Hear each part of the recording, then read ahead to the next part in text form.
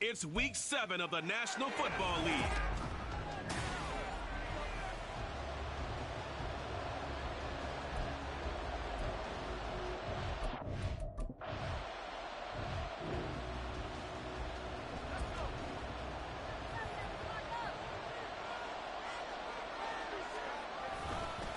Now the third-year man, Najee Harris.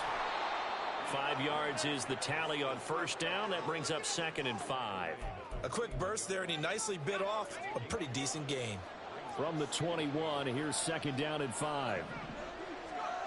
Pickett now from the gun here. And the Rams got him. They bring him down. Aaron Donald with a sack. Pickett and the Steelers in need of a big play here. 3rd and long after the sack. They're going to look to throw. Setting up the screen, Harris. And boy, he had the marker square in his sights, but a good tackle is going to leave him about a yard or so short. They do get 12, but they'll be marked short. And that leads to a 4th down.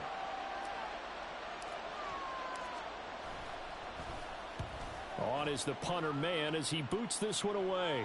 Fair catch called for and taken right near the 30-yard line. A 40-yard punt, no return.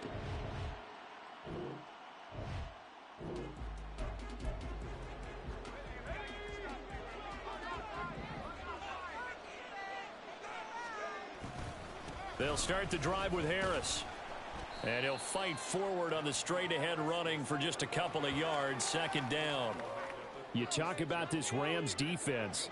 And they find themselves just outside the top 10 in the league against the pass, currently bringing up the number 11 spot. I think if you talk to their head coach, you'll get a nice answer about how much he likes his team and what they're doing. But at the end of it, he would admit there's definitely room to improve. And he slips up past the 45 before being tackled.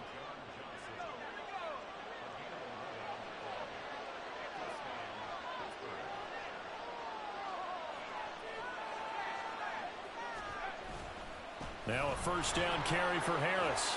And a good run here as he'll rumble all the way down to the 40-yard line. 12 more yards there and another 1st down. Now Pickett will look to pass it. The throw here right sideline falls incomplete. The Steelers at a disappointing 1-4 as they start play. And they come in with fresh legs. They got the extra time off thanks to an early season open week. And usually your hope is that your open week comes a little bit later in the year. But when you get a chance to get your fresh legs back, you have to take that time and run with it. And that's what they're trying to get done here. Another throw on 2nd down, and this one incomplete as well. They're bringing a lot of pressure here already in the first quarter. Already sacked him once. Now they get in there and knock another one away. You think maybe that Tucker rule being gone makes defenses a lot bolder? Yes, indeed. That time lucky that the arm was going forward. Incomplete pass. Throwing on 3rd down. Here's Pickett. And that is incomplete. The LA defense up to snuff in coverage there. Pushes this to 4th down. On 4th down, punt coming from Braden Mann. And whistle blown. A timeout here is taken, and it's taken by the kicking team. They'll have 2 remaining as we step aside here in this first quarter.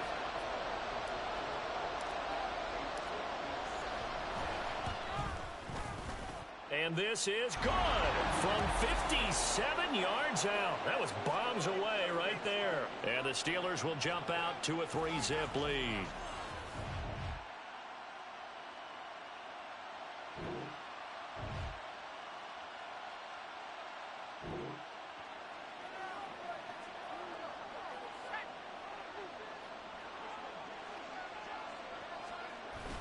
They'll start on the ground with Harris.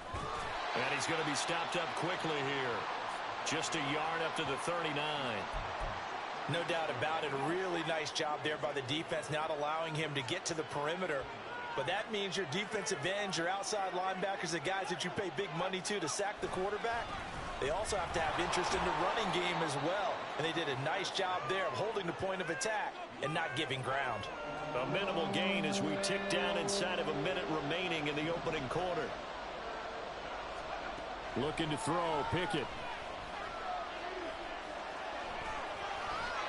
Now it appears we have a Steeler here slow to get up.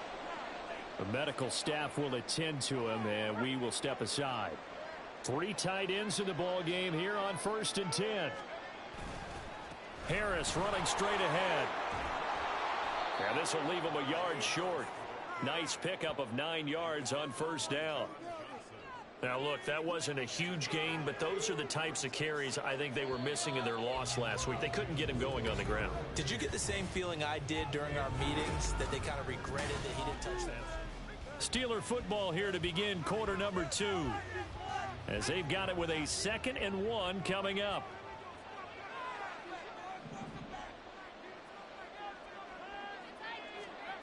Back to throw, Pickett. Buying time to his left.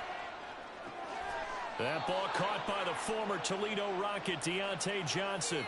18 yards the gain for number 18. As a general rule, offensive linemen like to know where their quarterback's going to be when he's setting up to throw the football. But sometimes they just have to get on the run, get on the move.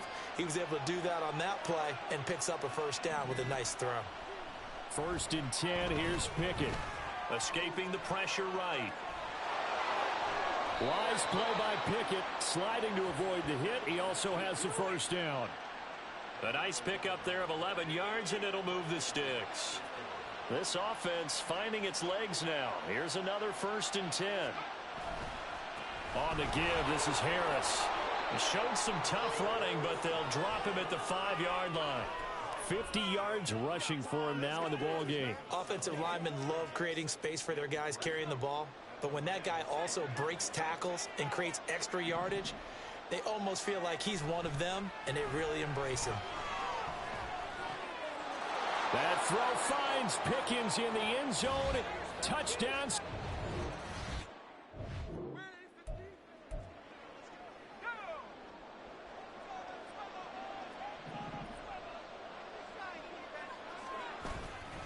A handoff to Harris to begin the drive. And slow going there as he'll only get a yard, maybe, up to the 41.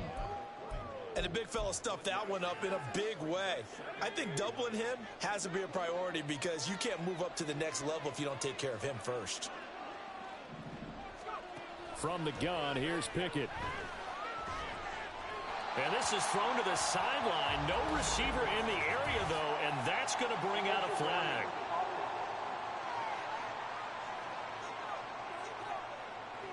We saw it, too. Nobody in the vicinity of that throw, and that earns him the penalty. Yeah, you got to at least get it close enough to one of your own guys in order to dodge the penalty.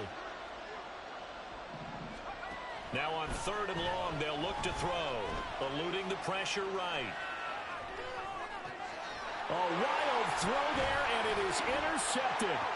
Picked off by Ernest Jones. And he will be taken down, but there is a penalty marker on the field, and it's in the backfield. So now to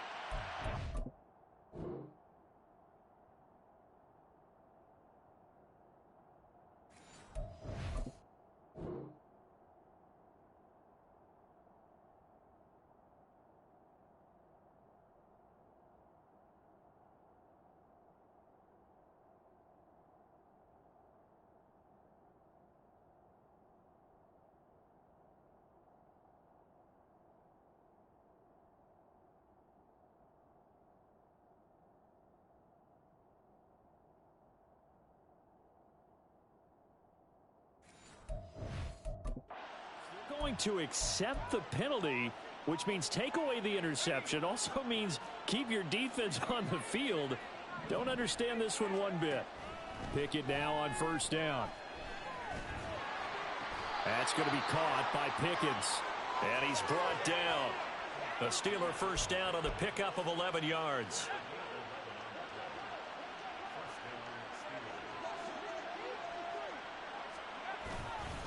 They hand this off to Harris.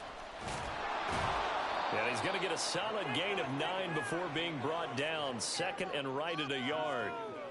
Good yardage there on 1st down. Exactly what you want. Get yourself set up to keep making 1st downs, keep the clock running. And if they're smart, You're starting to milk the clock. No hurry before you run your second down play. A second down pass play there, but it's incomplete. I think he had to unload that one before he wanted to. He was right up in his grill. I think he was a dentist there without a license, don't you?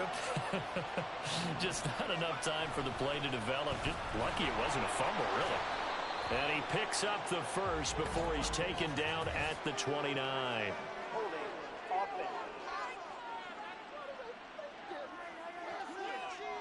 All right, so they got that one, Charles, against the center. And let's remember how difficult it is for the center, because remember, he's got to snap the ball to put the play in motion, and sometimes you got that big guy on your nose. You got sometimes where he's coming at you at an angle. It's a difficult job for him to snap the ball and then execute his block. And the catch made by Johnson. And he is out of bounds, but not before he's inside the 30. The Pickett finding Johnson there. First down, Steelers. Well, things are definitely going right for them here in the first half. Pick it down, any down, even third down, no problem. They get a connection there and pick up a fresh set of downs, continuing to move the ball. Pickett to throw on first down. And this will be incomplete. Physical play on the football there, and it's second down. My first thought is surprise, because that's one of the better tight ends around, and I've seen him pull in balls like this before. But how about a little credit to the defense forcing that incompletion? Looking for the end zone. And that will be incomplete. Tried to dial up the long way out there, but it'll be third down. Zone coverage there, and they were playing deep. That makes it obviously a little bit harder to run by guys. And that time, there's not much of a window to get the ball in there, and it winds up incomplete.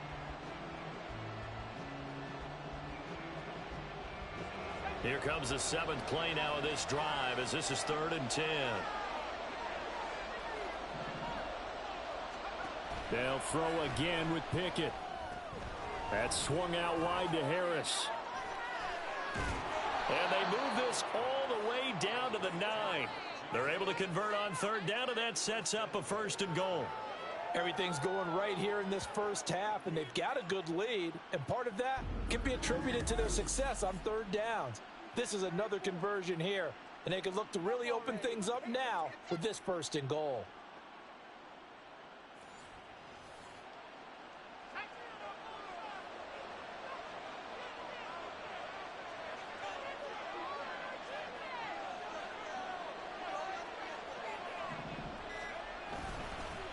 This is Harris.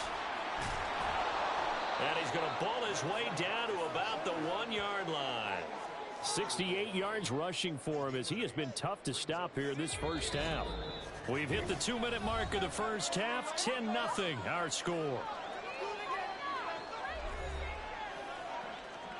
Another shot from the 1 on 2nd and goal.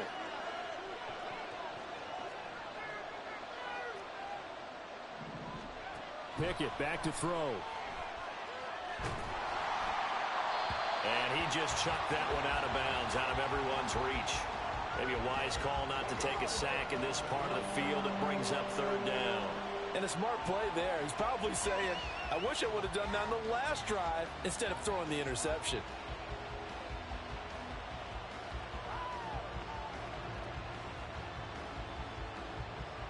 Big play coming here. It's 3rd and goal.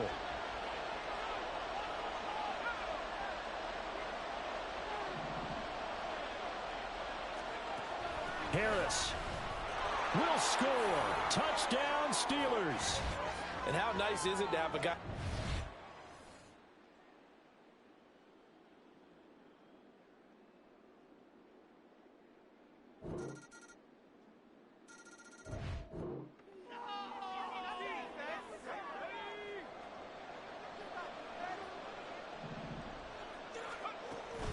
Now they're just going to run it here up the middle. And defensively, they're just looking to keep him contained as they're able to get him down. So we've reached halftime here with the visiting Steelers out in front. As we'll send you eastward to Orlando, standing by with that EA Sports halftime report. The second half upon us sooner than we bargained for. Week 7, second half. Let's do it.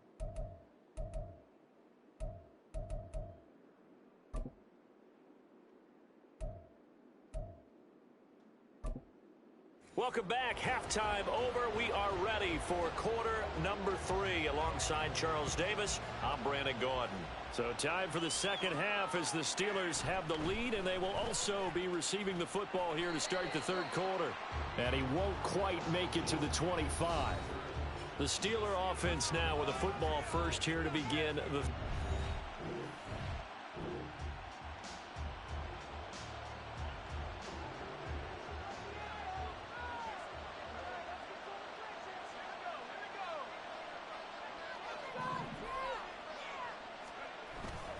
Harris starts the drive on the ground and trying to push forward, but he is going to be stuffed up in the backfield. He'll lose a yard there, and it's 2nd and 11. Pickett sets up play action. Oh, the ball comes out on the hit, but they'll say it's incomplete.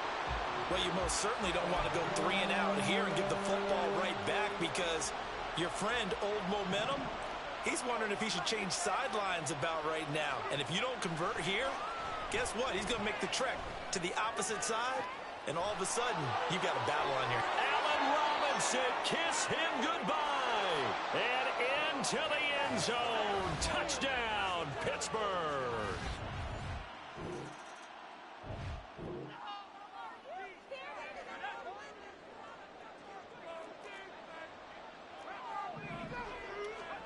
Pickett backed up into his end zone here. And his throw is incomplete.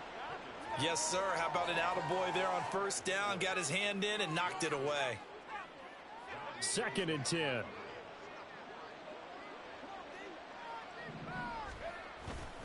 Here's Harris. And now where are they going to mark him here? Well, they say he did get back to the 1-yard line, but that could have easily been 2 points the other way. Facing the prospect of a punt from their own end zone, they need some cushion. Let's see what they can do on 3rd down. They'll keep it on the ground. Harris again. And he's not going to get anywhere close to the marker as they'll stop him well short of the yellow line. It's a gain of 5 on the play, and it'll bring up a 4th down. The Steelers send out their punter now, as he'll punt it away for the 2nd time. 44 on his first punt, and this is a good kick as well. Now a fair catch taken just across midfield, maybe by a yard or 2. A 41-yard punt.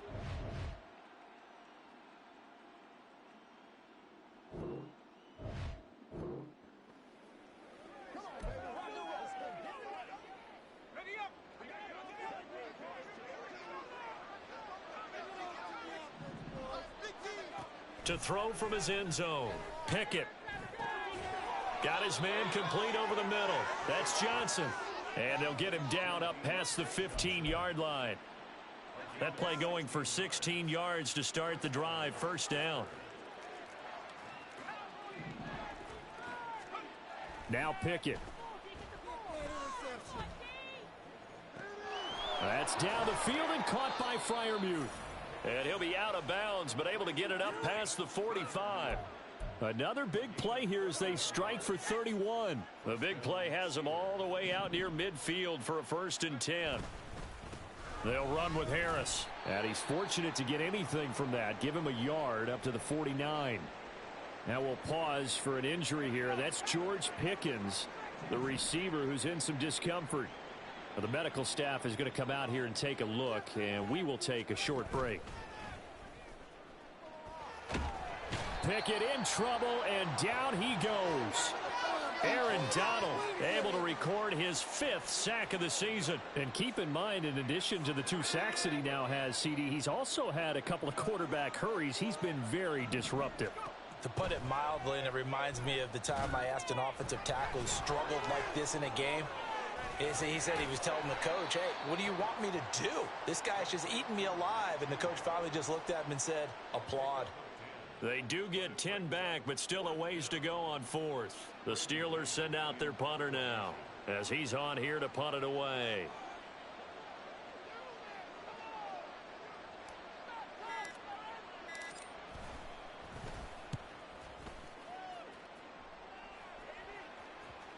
And this is a beauty as that ball's going to angle out at the 6-yard line. And now out on the field.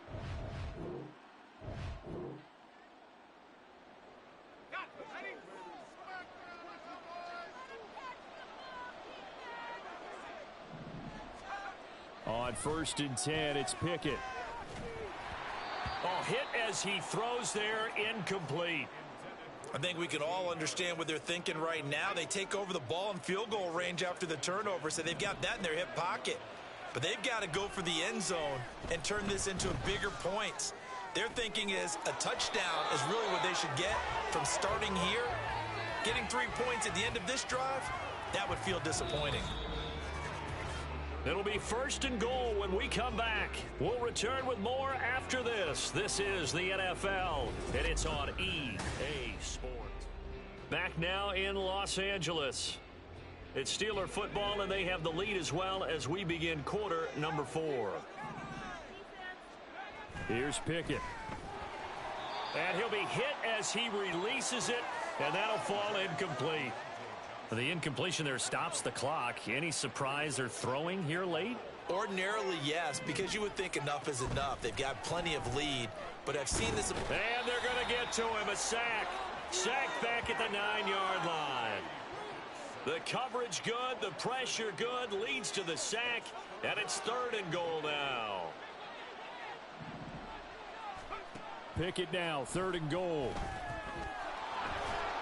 And he's able to get it down to the 2-yard line.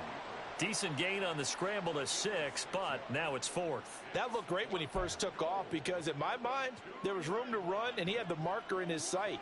But I certainly didn't expect him to close so quickly, and neither did he. They got to him just in time, and now that forced him to make a decision with his 4th down call. Now they go for it on 4th, but this one is going to wind up.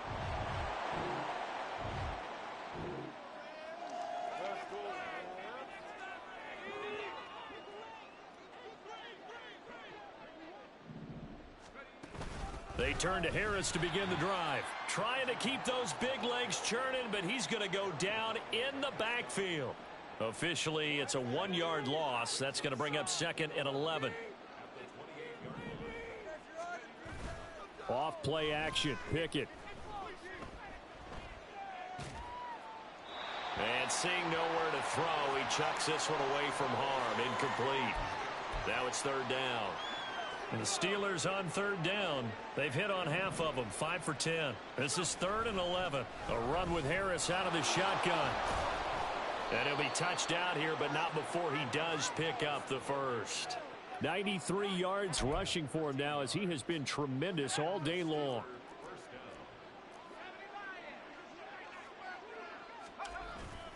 First down, and they go back to Harris. And he takes it past the 45 and down at the 46. Give him 5 on the carry there, and it'll be 2nd down.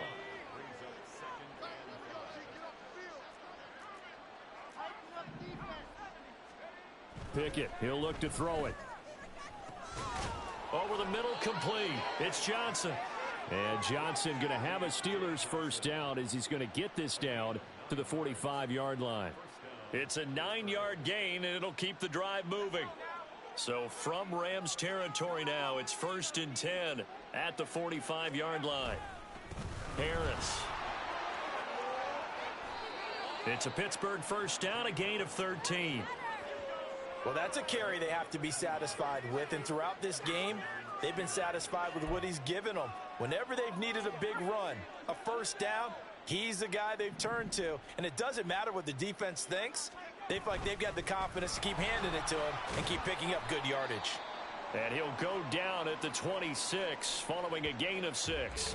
But now he appears to be in some pain. While they come out and take a look at him, we will step aside for just a moment. Pickett. Looking left sideline, it's complete. Touchdown! Pat Freiermuth. His 1st touchdown on the year. And the Steelers look like they're...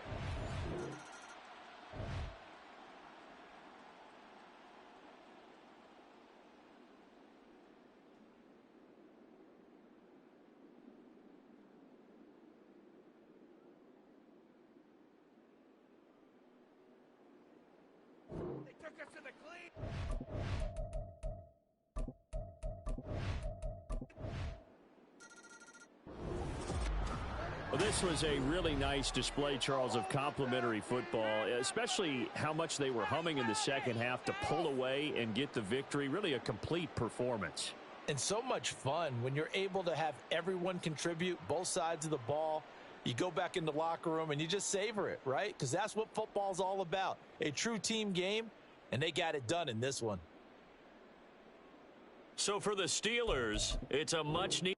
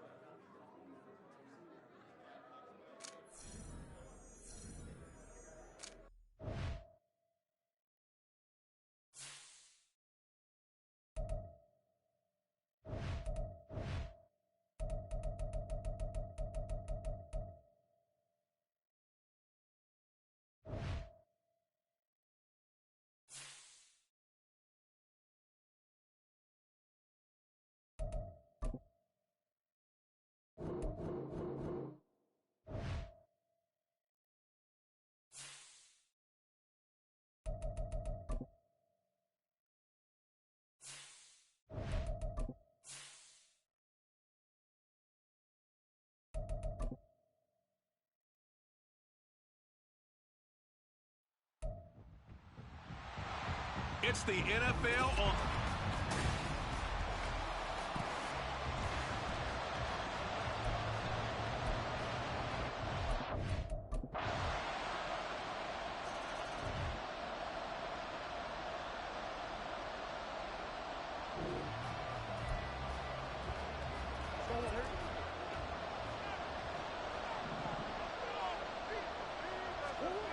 Throwing on first down is Murray. Oh, he's going to take a shot right away. And that will be incomplete. Would have been a big hitter if they had connected. Instead, it's second down.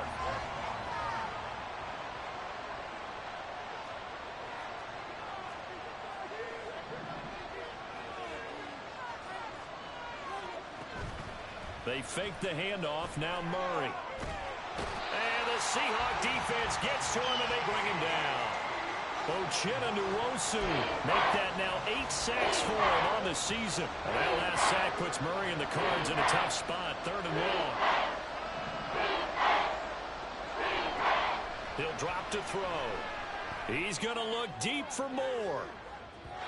And that will be incomplete. Well, they weren't scared to let it fly, but it falls to the ground and brings up 4th down. Two things you can do in that situation: run and punt the football, or try and take your shot at getting the first down. They chose the latter, but they'll have to punt all the same.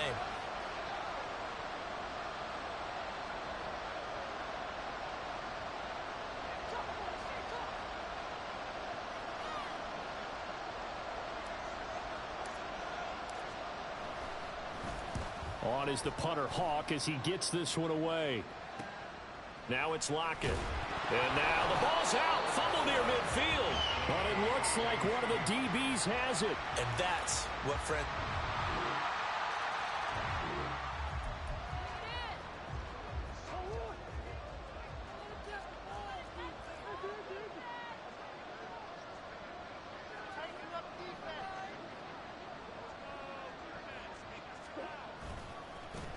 Now the veteran workhorse. Here's James Conner. And he is brought down at the 22 after a gain of 2. And it brings up second down. The numbers there for Conner in last week's game. 20 carries, 113 yards, and a score. Just an excellent performance from them on the ground last week. And that speaks to an offense that is operating at a high level on all fronts. Of course, that man running the ball, he's just seeing the field so well. But don't forget about his offensive line. They've really asserted their will out there and are confident they can repeat it again this week. To throw is Murray. Pass taken in by his big tight end. And they'll get it all the way up about 5 yards shy of midfield. That's a third down conversion of 24 yards there. Nice play.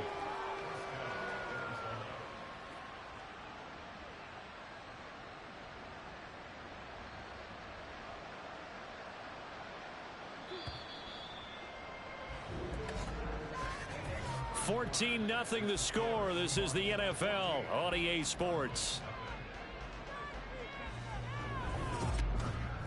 Cardinal football here to start quarter number 2 as they've got it with a 1st and 10.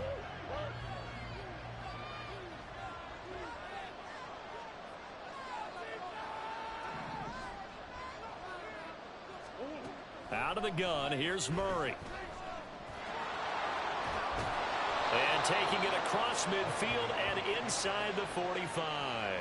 A nifty bit of scrambling there. 12 yards, 1st down.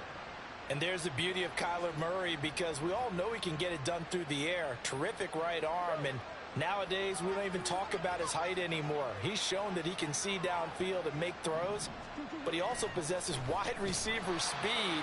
He can call his own number or scramble and turn it into a big play as well. Kyler Murray, a dual threat at the quarterback position. Looking at a 2nd and 11 now after the loss.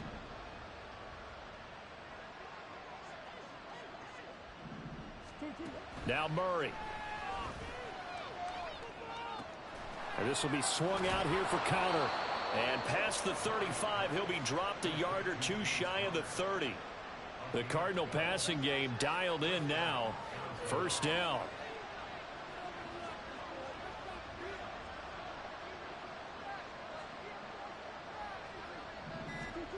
Murray now to throw. Flush to his right. And he'll be out of bounds just inside the 25-yard line. Now we're going to get a stoppage here as we've got an injured Cardinal on the field. Well, now they're going to come out and take a look at this injury, and we'll be back in a moment. 2nd down, Murray sets to throw. Open is Swaim, the tight end. And he is out of bounds right around the 10-yard line. 13 yards on his first catch. It's a 1st down as well.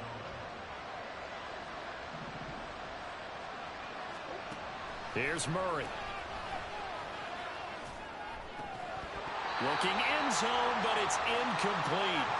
Oh, they were so close.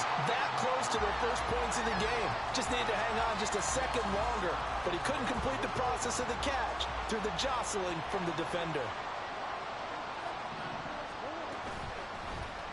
They go option right on 2nd and goal. And he'll protect himself at the end here as he winds up getting pretty decent yardage. It's going to be a gain of 6 on the keeper, but it leads to a 3rd down.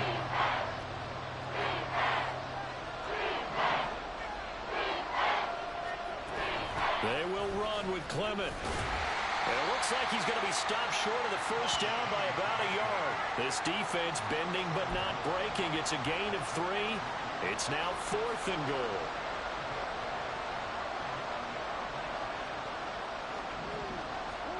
They're going for it. Hits Murray. And that is caught by Brown for a Cardinal touchdown. Hollywood Marquise Brown. His 4th touchdown on the year. And the Cards' decision to go for it pays off with 6 points.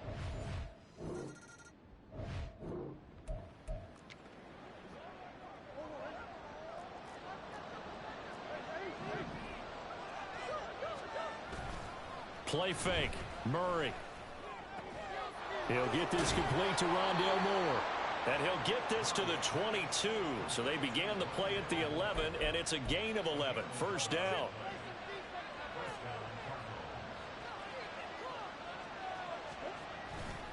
On 1st and 10, it's Clement. They'll get this to the 24, and it's 2nd down. The Cardinals at 500, 3-3 through the season's first 6 weeks. And they coming on a pretty good roll here, winners of 3 straight. And I thought that they played pretty well last week. Their execution, their discipline, their resilience, all on display in that victory. And they run the option on 2nd down. And he'll take this beyond the line of scrimmage as he slides to a hole. He'll get 2 on the keeper, but it becomes now a 3rd down. They are in need of 6 yards here if they hope to move the chains. Murray now. And he will slide to a stop. He does have the 1st down. It's a gain of 8, and it'll wind up moving the chains. We've hit the 2-minute mark of the 2nd quarter. 14-7.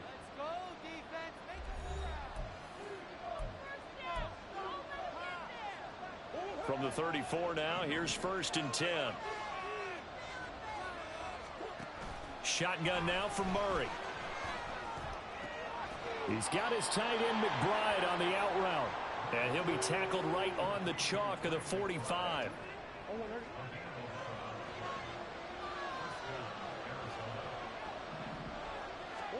Murray now on 1st down.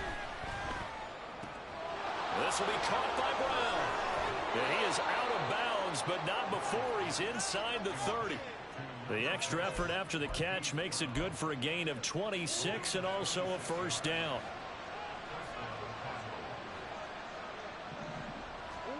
Murray going to throw. Now they set up the screen for Clement.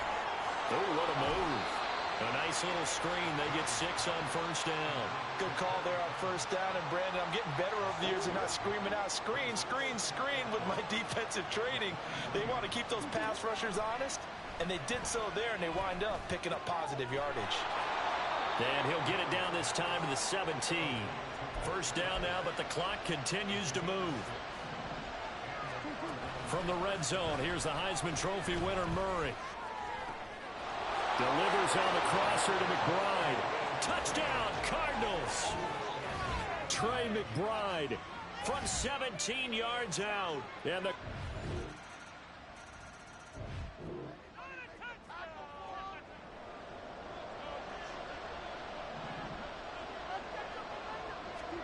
first down, Murray. Got a man, it's Brown.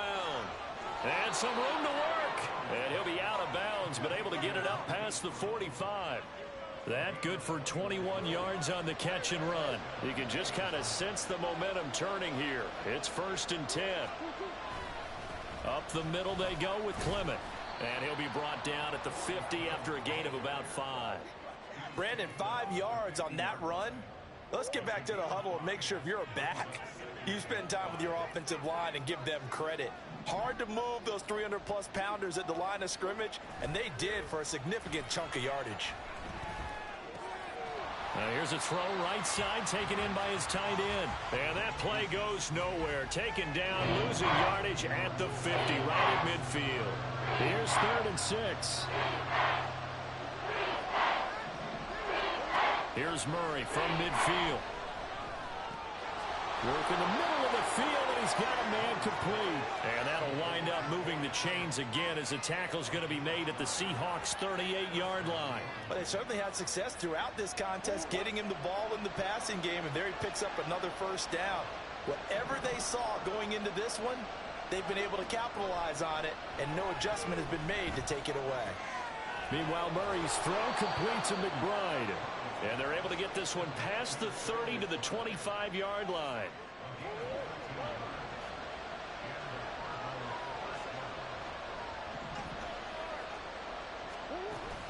Now a give to Clement running to the right. And he can only manage to get a couple. 2nd and 8 coming up. But that call makes sense because they've been throwing it well on this drive, and once again they show passing formation, showing the shotgun. Then they ran out of it. That's a nice play by them defensively, though, to hold it to a short gain. This is caught. Touchdown. Rondale Moore, a 22.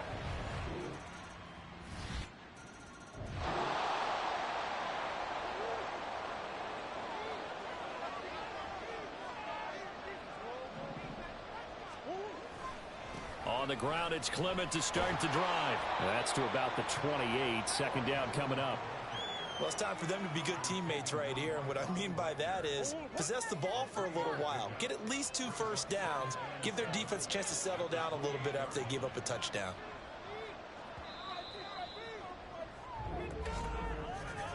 And they're not going to get to the line to run another play. So we will switch ends as the third quarter has come to a close. We'll return with more after this. You're watching the NFL on EA Sports. Back now in Seattle, Washington. It's Cardinal football, but they trail here as we get set to bring you the fourth and final quarter.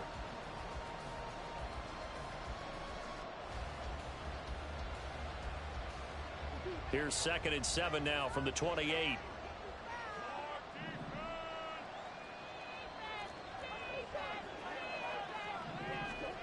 Here's Murray as he sets to throw it.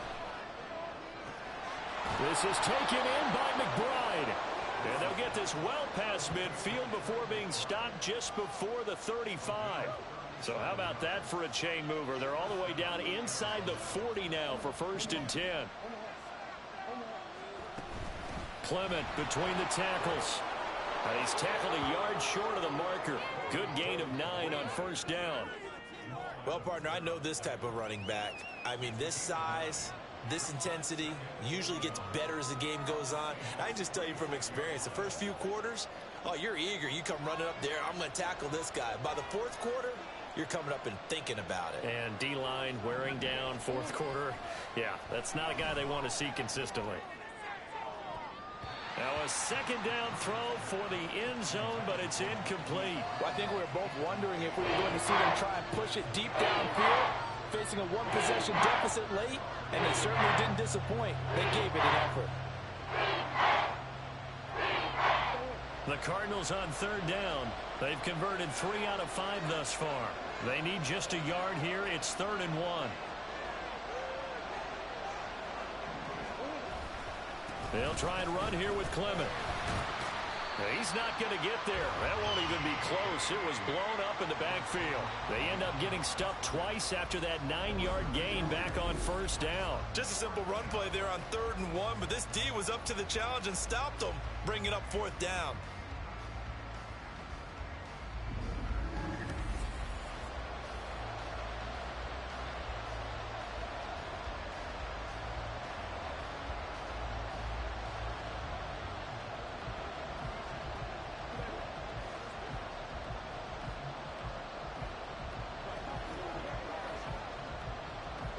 One score down. Here we go.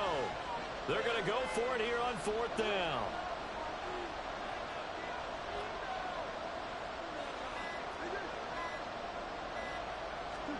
Now Murray's got to have this one. Able to find the open man. That's complete. And he is going to have the Cardinals' 1st down.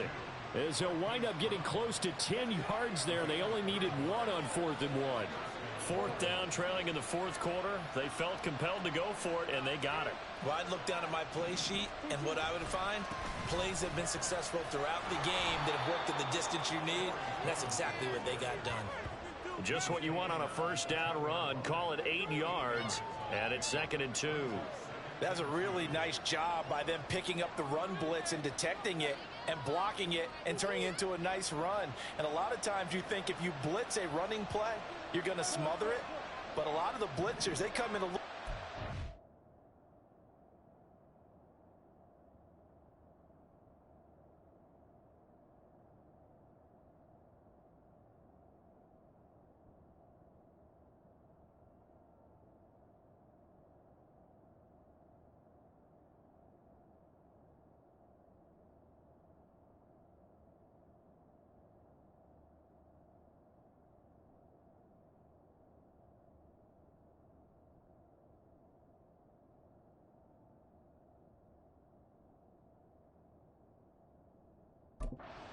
They don't have great leverage, and they're easily blocked and turned to the side.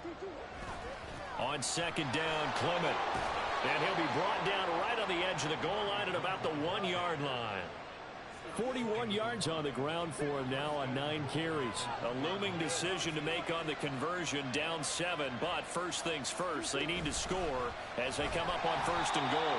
And he is not going to get through here on try number 1. They stop him at the goal line. Another shot from the 1 on 2nd and goal. And now Murray's going to set up the throw to the end zone, but it's incomplete. After all the preparation, all the practice, a play like that will actually break your heart. They had everything they wanted, just unable to complete it. In the end zone, a big-time drive.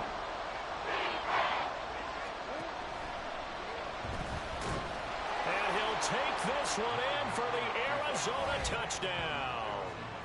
Kyler Murray.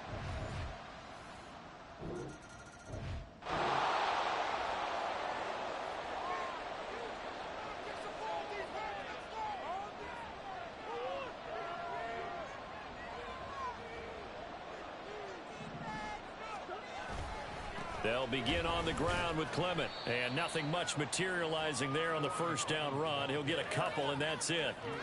They suspected it was a power play up the middle coming at them, and boy, were they right. That defense got downhill in a hurry and limited them to just a couple on first down. A second down pass play there, but it's incomplete. It's another zone defense. It looks like it's open for possibilities, but they did a nice job patrolling the middle of the field and forcing an incompletion. To throw is Murray. Pressure comes. He's taken down by the Seahawk defense. Leonard Williams able to get him down behind the line of scrimmage, and it will be fourth down. So they're forced to punt on fourth as this one's away. Returnable for Lockett. Shifts by him.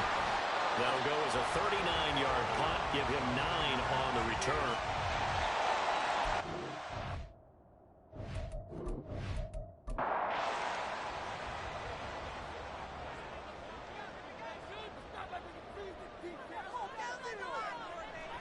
Here's Walker to start the drive. And he takes it past the 45 and down at the 46. And play is stopped here. Timeout. It's the defense calling the timeout here. And as the two teams talk it over on their respective sidelines, we take a break. Smith and Jigbo hauling it in on the out route. What I love about watching the passing game nowadays is that the one-dimensional receiver is really starting to leave the game. You've got to be able to do it all. Of course, you got to run fast. Of course, you got to catch the ball. But route running savvy and toughness is a premium for all of that now. And he is going to have a Seahawks first down by a couple of yards as they're able to convert here on 3rd and 3. Again, it's Walker. And he'll work down inside the 45. And now with 1:52 to go, we get another pause in the action. A timeout here defensively. On second down, it's Walker. And he goes.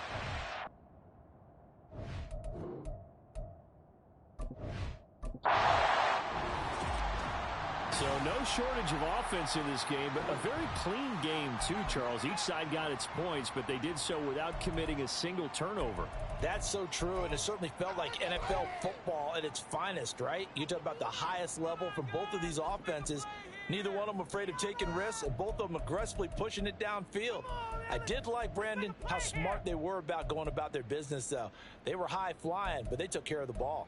Yeah, they did. And just keeping it clean in a game like this with all these points, you don't see that very often, even at the highest level.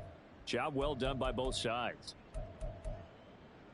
So for the Seahawks, their good start continues as they get their record up to 4-2. And they'll get another home date next week as the Browns will come to town. Meanwhile, for Arizona, they fall a game under the 500 mark at 3-4 through 7 games. And they'll get a chance to redeem themselves at home next week.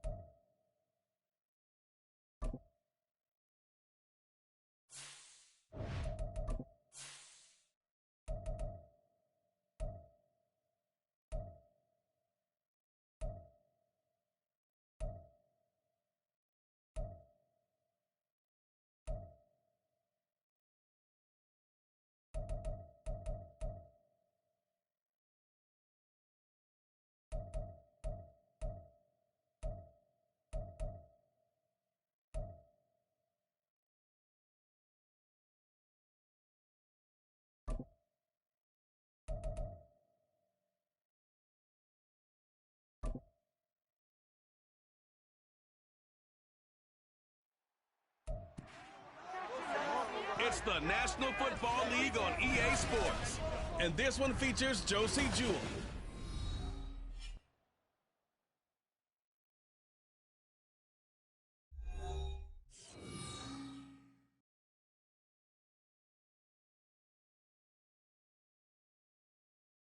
EA Sports coverage of the NFL has us at the foot of the Rockies, just west of downtown Denver at Empower Field at Mile High.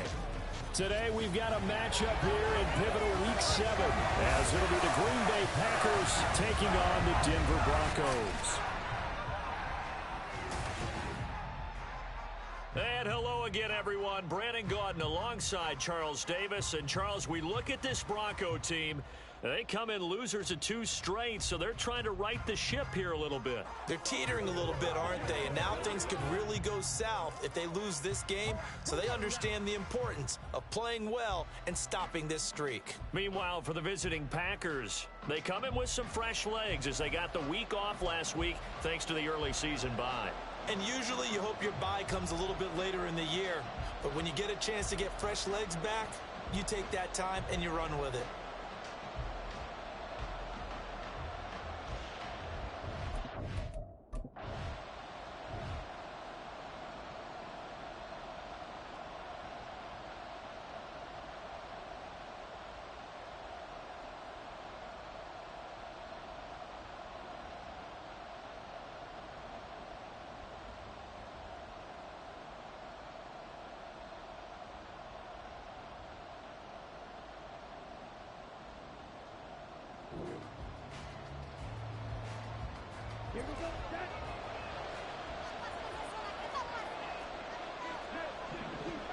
First down, Love to pass. He'll find his tight end.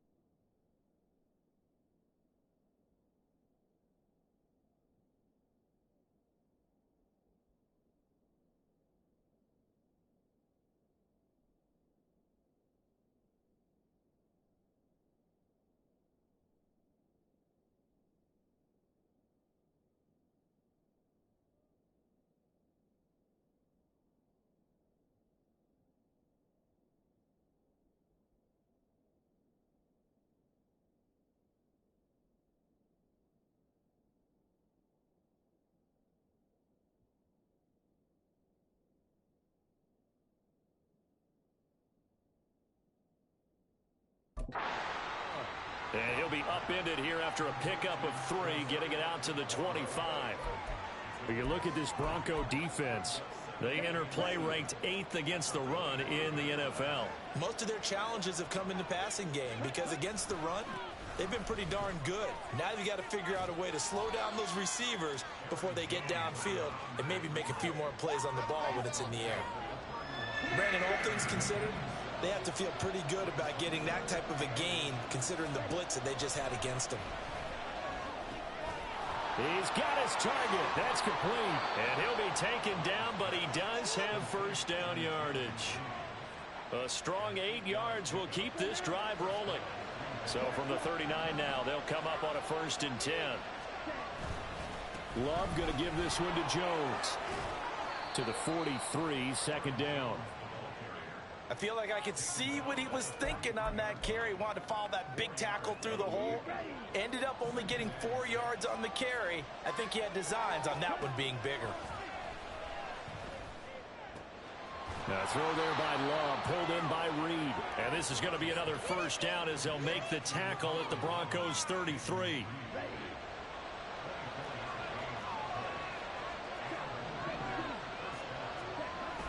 Play fake. Here's Love. Open man, the tight end Henry. And he'll be out of bounds about a half to a full yard shy of the 5.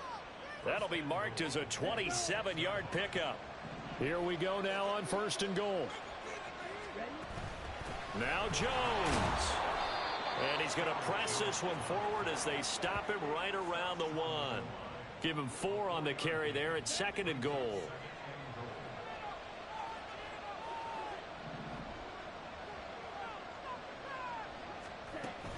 Jones again. And he'll take this into the end zone for a Green Bay touchdown.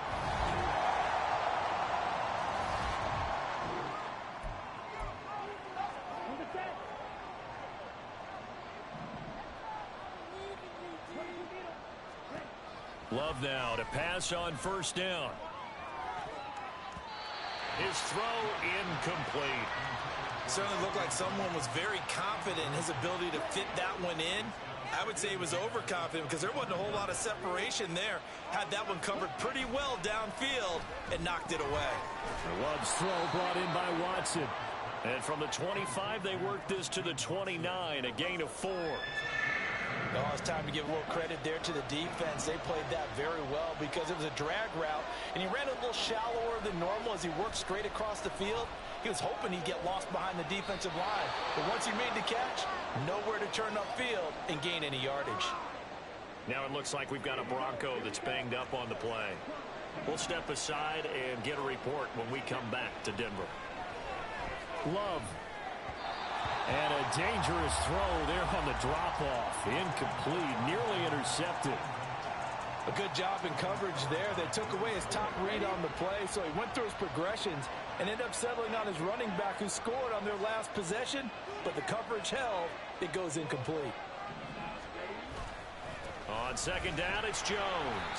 And he will lose yardage back to the 34-yard line.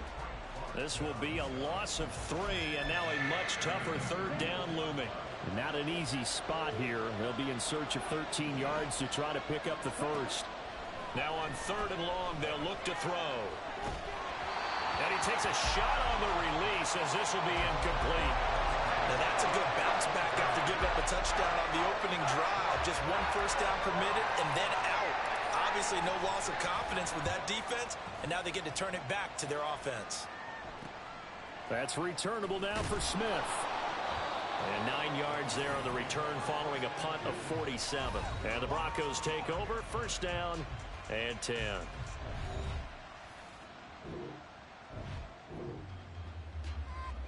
Ready, set.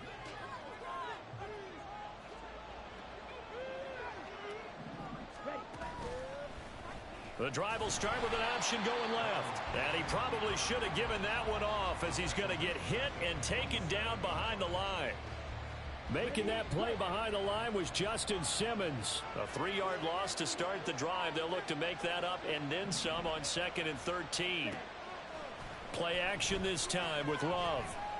He's going to fire one deep left sideline. And that's going to be incomplete. Good effort there, trying to take a shot, but it's third down.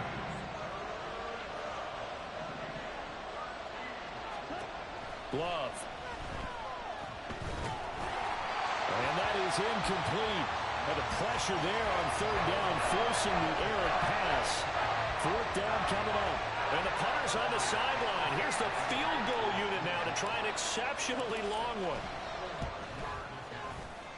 And this one looks good. It is good. Right down the pipe.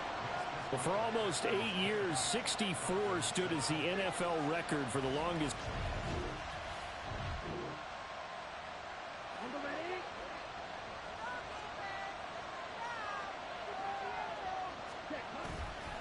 They'll start the drive. Now Jones is hit. He lost the football. Oh, and one of the linemen on the other side has got it. And his guys will take. And now, as with every potential turnover, they're going to take a second look at.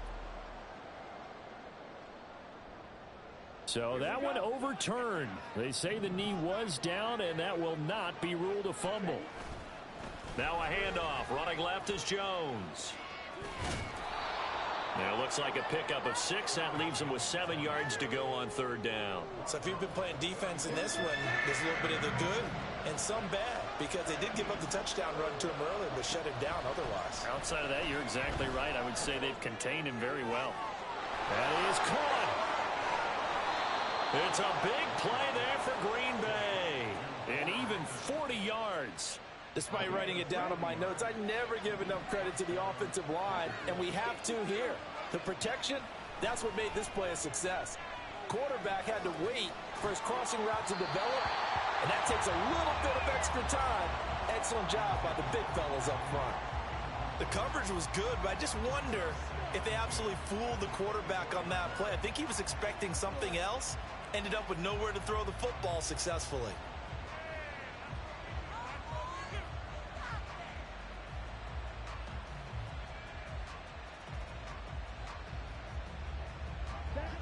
Now a 2nd and 10. Throwing. Love. Open man left side. It's the tight end DeGuara. And he'll go out of bounds inside the 15-yard line. 9 yards, and that leaves him just short, so it'll be third and less than a yard. 2 minutes remaining in the first half. 10-7, our score. Here's third and a few inches. They will throw again here with Jordan Love. Looking end zone, but it's incomplete. These guys had to settle for a field goal their last time moving the ball down the field. They may have to do it again on this drive. That could be frustrating. Yeah, I don't want to be cliche, but at least they were able to get 3 last time. 3 here, not the worst thing in the world. And the Packers are going to have first and goal as they try to finish off this drive with 6 points.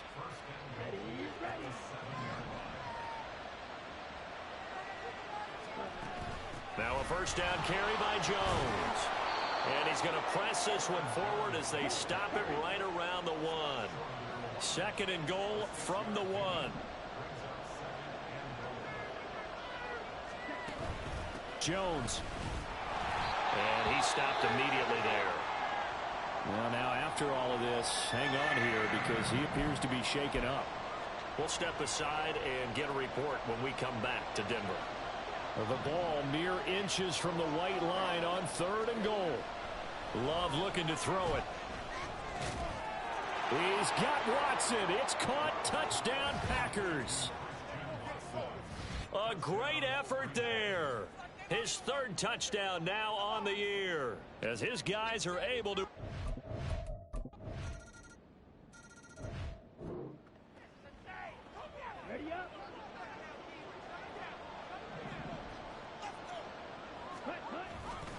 They'll indeed start on the ground to run that clock. And he'll just push his way forward for a few as the clock will run. It's Kareem Jackson making the play defensively. So the second half upon us sooner than we bargained for. Week 7, second half. Let's do it.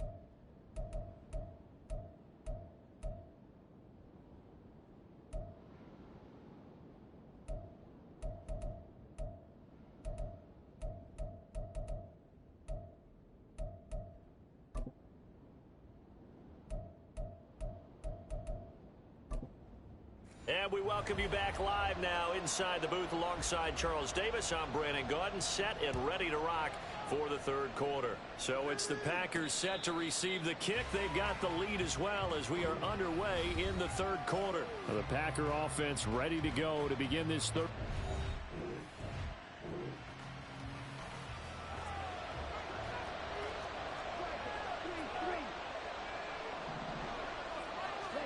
On 1st and 10, Love.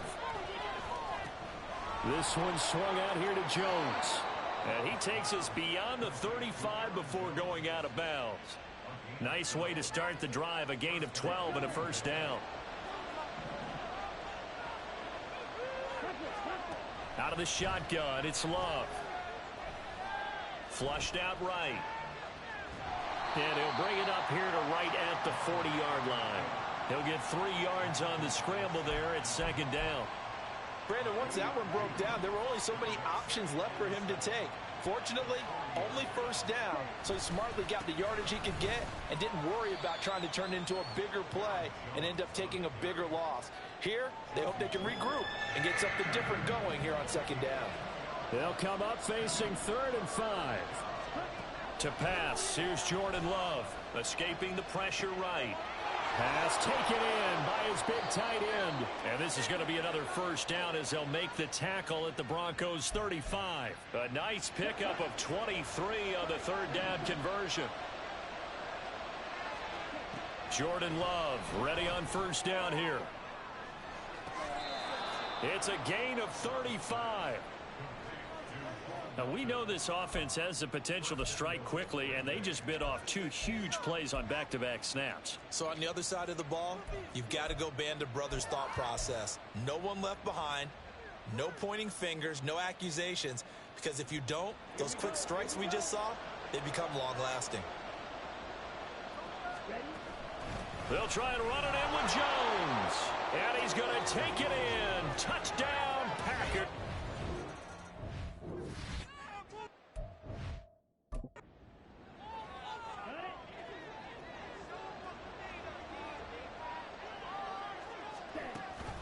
From the shotgun, a give to Jones. Down at the 25.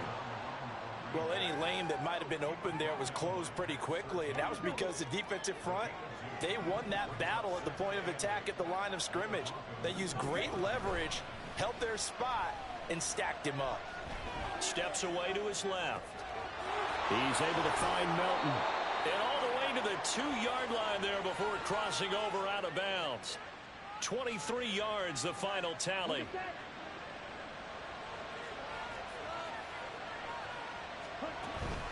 Up the middle, Jones. And he pushes forward but comes up short of the goal line as he'll get a yard down to about the 1. He'll try again. And he will get this into the end zone. Touchdown.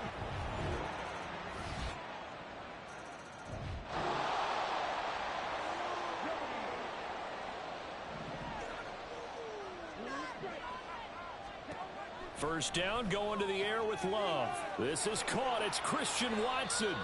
And he'll be taken down, but not before they work it across midfield. 28 yards the gain there on the catch and run. So a 1st and 10 now in Denver territory at the 47. Here's a give to Jones running left. And he picks up about 6 as he gets this down to the 41. Now, I think we can get used to seeing more of that in this fourth quarter, especially if they're having success on the ground like they did there. Yeah, I think back when we met with the head coach in preseason, and all he talked about was building a bully. And I think it was this situation he was envisioning. Trying to ice a game, plenty of time left, but being able to give the ball to his big runner and pound away and try and finish off a game. From the 32 now, here's 1st and 10.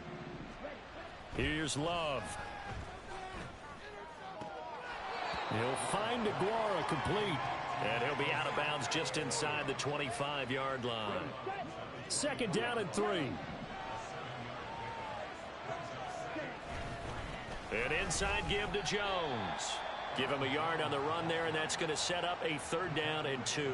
As we get late in this one, is altitude a factor for a visiting team in Denver? Is that something that's overplayed? No, it's real, and I know a lot of the visiting teams like to downplay it because they don't want to get into the heads of their players, but you can't avoid it. As soon as you get to the locker room, you get to the stadium, they always post it in there. Welcome to Denver.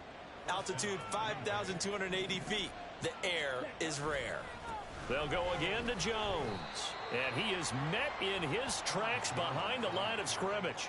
Thanks to Frank Clark, that play was doomed from the start. What a job defensively. This drive's taken more than 3 minutes off the clock already as they come up on 2nd down. He finds Watson. It's caught. And brought down, but not before they get it inside the 10 to the 7. A good chance now to put this game on ice. This is 1st and goal. Out of the shotgun, it's Jones. And he's able to get it down to the 2-yard line. It'll be a gain of 5 there as they move closer. It's 2nd and goal. As large as the air attack that's gotten them down here, but now's where you start to lean on that running game. That's a good pickup there on 1st and goal. And now Love going to change things up. They'll try again, but he will lose yardage here. Back to the 4-yard line. It's a loss of 2, now 3rd down. That's a really alert defense there because they saw the heavy look come in from the offense, countered it with extra linebackers who brought a little bit of speed and heft, and able to really make a big-time play for their defense. And a pretty little juke move there, but not a ton to show for it afterwards as he's brought down. Only a yard on the pickup there, and it's going to bring up a 4th and goal.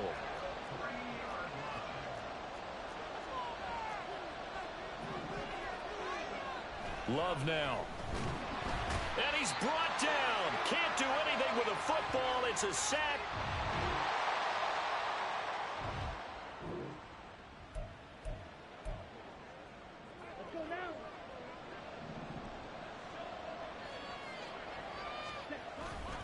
We've got to have 2 hands on the football here as they run on 1st down. Now the Broncos going to use the 2nd of their timeouts as the clock will stop with 45 seconds left to go in the game. He's going to get it again. Just looking to get forward and protect the ball. And even though he gets out of bounds to stop the clock, it's not going to matter. That 1st down going to be enough to write a finish to this one.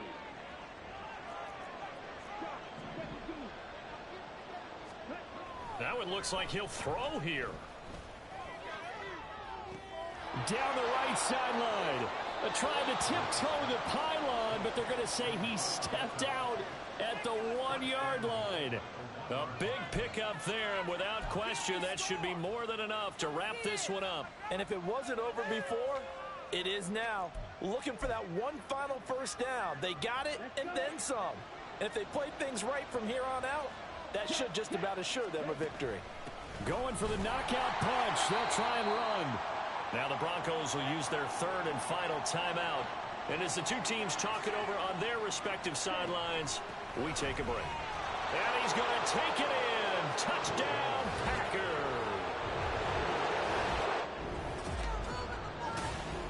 Well, this was a very close.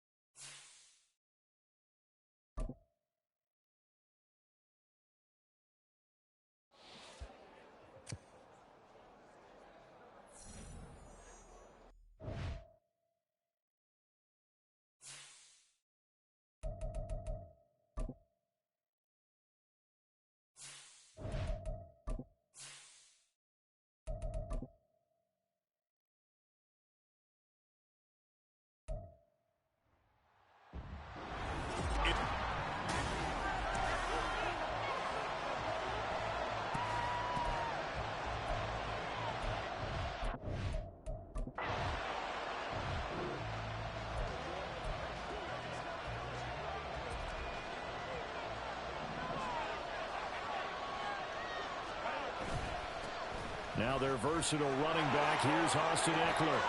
Gets around him. And he's taken down, but not before reaching the 20. That's a good way to start the drive. 17 yards and a first down.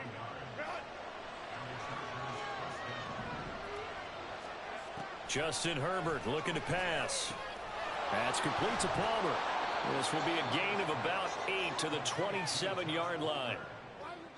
The Chargers at 2-3 here to begin the new season. They come in losers of 2 straight, so trying to turn things around here.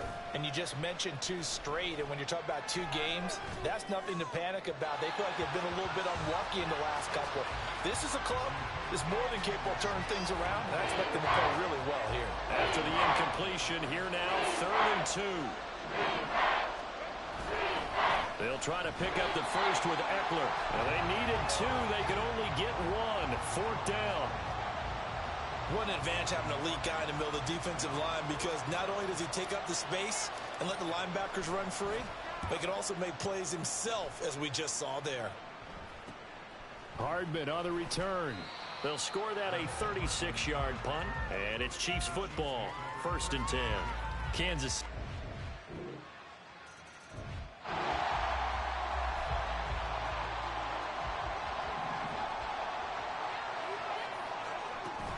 They started on the ground with Eckler. And he lost the football.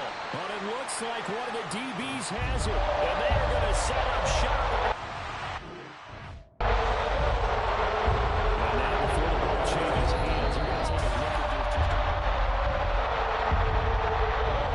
So that one overturned. They say the knee was down, and that will not be ruled a fumble. Running on 1st down, Eckler. And strong running there as he's across midfield and down to the 49. That one good for 13 and a Charger first. 1st down, and they stick with Eckler. And not able to break away this time as they're going to stop him right around the line of scrimmage. Here's 2nd and 10. From the 50, here's Herbert. On the throw, led him too much that time. It's incomplete. He was looking for the Pro Bowl right out, Keenan Allen there. That takes us from 2nd to 3rd down. You talk about this Chiefs defense. This unit, they've struggled a little bit against the pass, ranked number 21 in the league. But they lack in pass defense. They do make up for in run defense. They're a top 10 unit against the people trying to move the ball on the ground. But this is a passing league. So there's a conundrum for them. How do they get better defending the pass?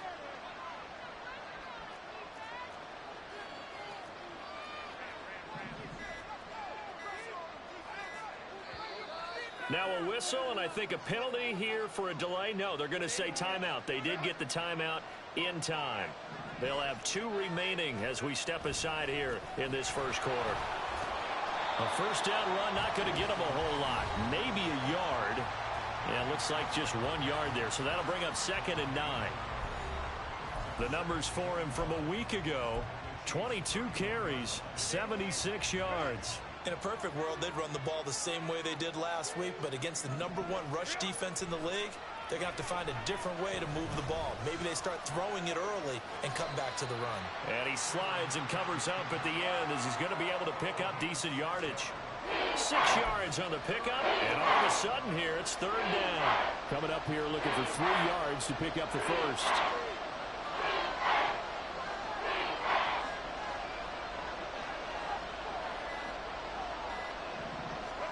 Herbert on 3rd down now.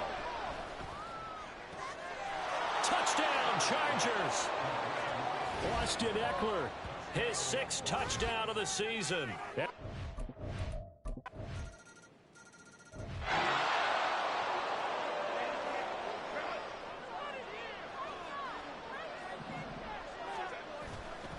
Here's Eckler to begin the drive. And not much to speak of. Call it a 1-yard gain up to the 26. But not much on that run, Charles. No, that's exactly the way to execute a run blitz there. They guessed correctly that they would move the ball on the ground, honed in on it, and stopped them. Mark that down for a win in the defense's column. It's Eckler again. Only a couple there as he'll be brought down about the 28. Just not a whole lot of room to operate there on that carry. No, not at all. They did a really nice job staying in their proper places and not allowing any lanes to open up. Going to throw on third down with Herbert. He's got his target. That's complete. And he has a big gain inside the 40 before being dropped. A gain of 32 that time. So how about that for a chain mover? They're all the way down inside the 40 now for 1st and 10. Herbert will give this one to Eckler. Looking for a seam but finding none. He'll get back to the line of scrimmage, and that's it. No gain on the play. It'll be 2nd down. Off the play fake to Eckler, it's Herbert. He'll buy some time right. Open man downfield, it's Palmer. And down to the 20 he'll go before heading out of bounds. Week 7 action, and we've got a 7-point game here in the 2nd quarter. And this offense hoping to change that right here.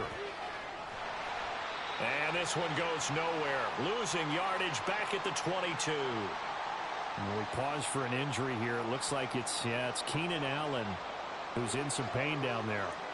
We'll step aside and get an update when we return to Arrowhead. Eluding the pressure right. Throw right side is into the hands of his tight end Everett. And they are able to stop him, but he does take it all the way to the 2. First catch for him on the afternoon, and it results in a 1st down. Herbert. To the end zone, but it's incomplete. He's 2nd in the NFL in interceptions, and you understand why. He plays a game of great intelligence, understands positioning, and has a great ability to break on the football when it's in the air. So fun to watch his closing speed, and another example of it on that play. Eckler will take this into the end zone for a Charger touchdown. Well, he'd been the workhorse on this drive, and it would have...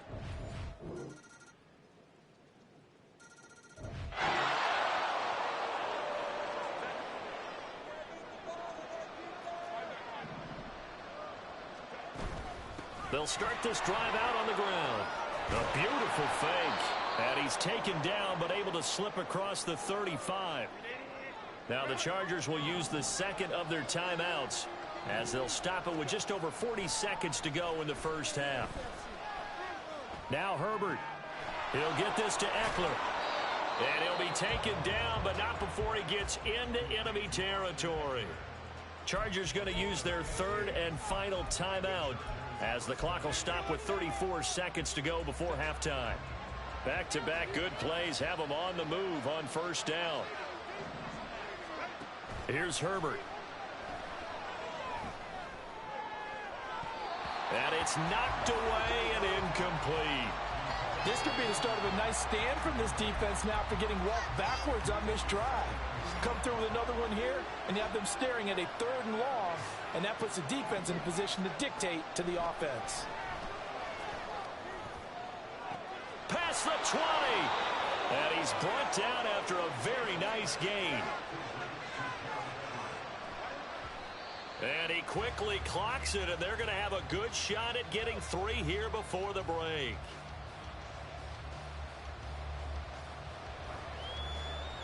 So with 4 seconds to go in the half, here's the field goal unit onto the field.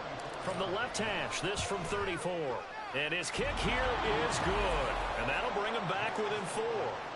Well, in a close game like this, obviously you want the touchdown, but certainly they will take the 3.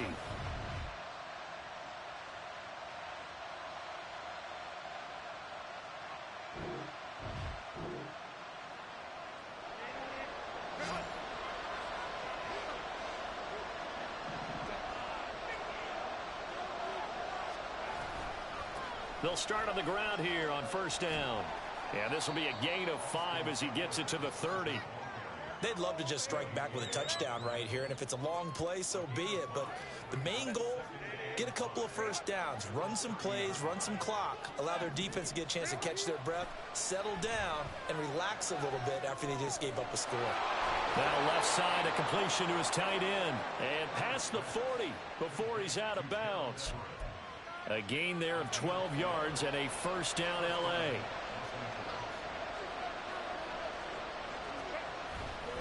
A give. Eckler running to the right. And not much there at all. Maybe a yard up to the 43. Well, it's hard to have vision as a runner and find a hole when there's nothing but defenders in your way. They stacked that one up really well. But give him credit.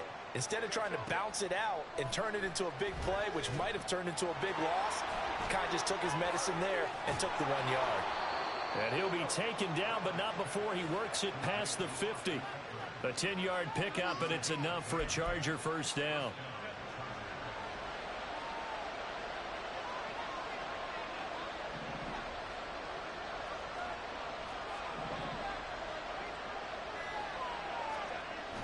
Play action. It's Herbert. A throw left sideline falls incomplete. Well, they've been back on their heels a little bit here on this drive, but a chance to exhale just a little bit there with incompletion on first down. Now they have to gear up, try and get 2 more stops, and escape this drive.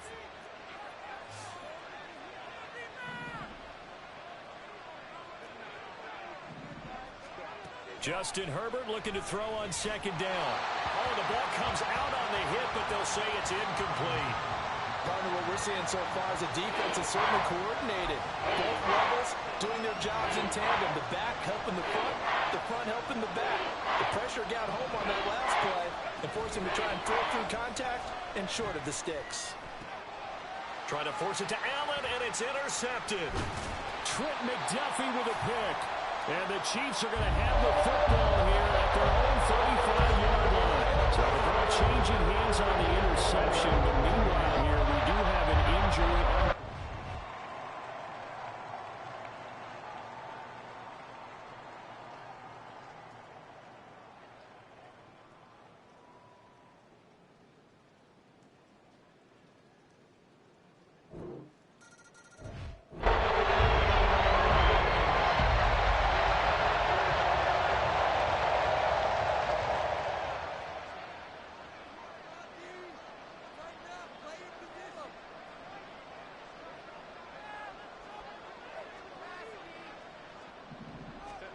On first down, Justin Herbert.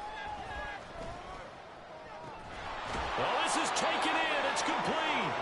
And they're going to have this across midfield and inside the 45. Give them 32 on the play. And this is how you answer a touchdown the other end. You come out throwing to start your own drive. And not just throwing, but pushing it down the field. And they come up with a big play as they try to answer back with a score of their own.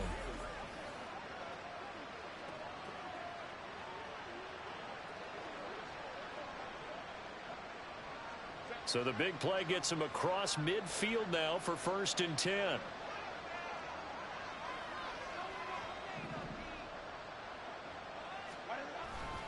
Now a give running left is Eckler. And he is out of bounds, but not before he's inside the 30.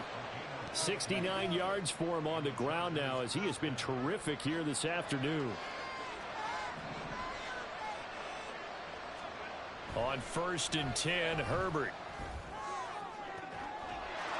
Got a man, it's Allen for the Charger touchdown. Keenan Allen, 20.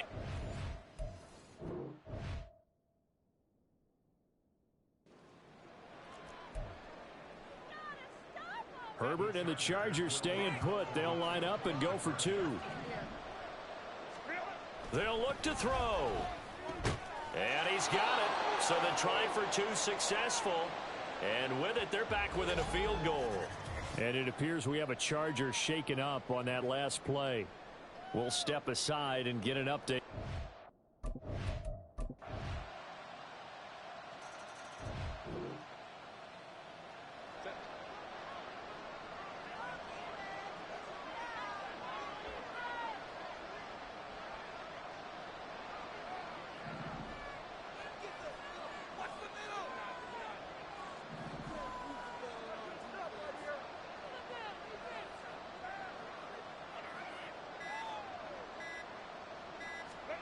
Herbert on 1st down now.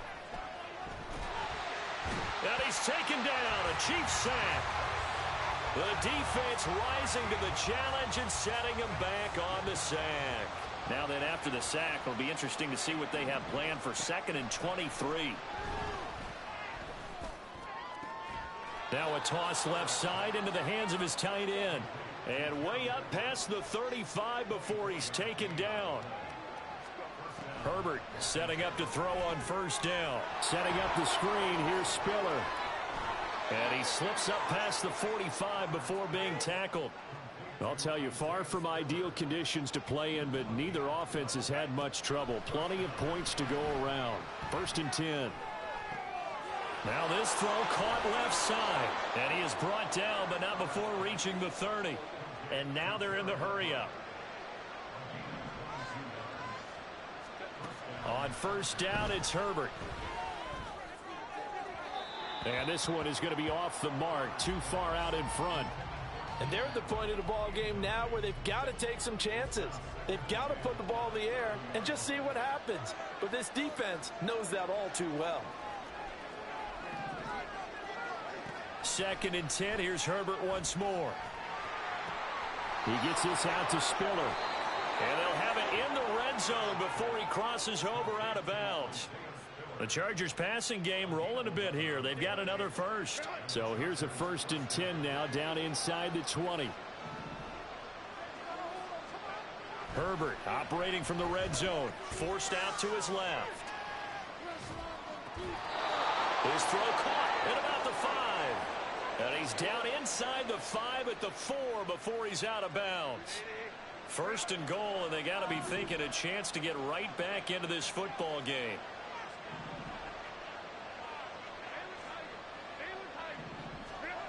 Again, Herbert. And he just throws this one away. Smart decision here this close to the end zone, and it brings up 2nd down. Down this close to the goal line, 1st down. Surprised that wasn't a run? I am, and you know I'm old school. I want to run the ball on 1st down in this situation because 2nd down, that gives me an option of running play action and maybe throwing it.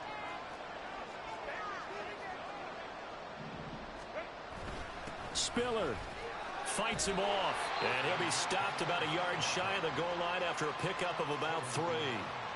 Well, sometimes I get caught in hyperbole, but I think they desperately need to punch this one in. They're running out of time. Yeah, 2-score game, 2nd half, you're down here. This is the time to put it in the end zone.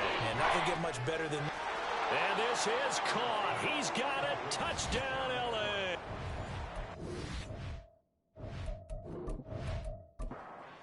Down attack on the extra point.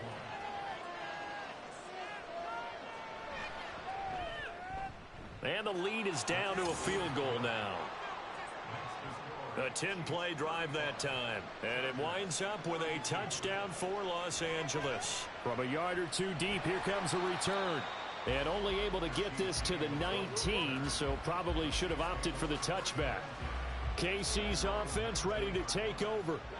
They're holding on right now to that slim advantage in a 1-score game. And you hear a lot about 2-minute offense and 4-minute offense. Obviously, the 4-minute offense applies here. How do they run that effectively? Yeah, really what the 4-minute offense is you're just trying to grind the clock. So you want consistent gains, steady gains. Doesn't have to be big plays, but it has to be plays that gets 1st downs and keeps the ball away from your opponent. But certainly throwing the ball is in the mix here. It certainly is. Just make sure that you're careful with it.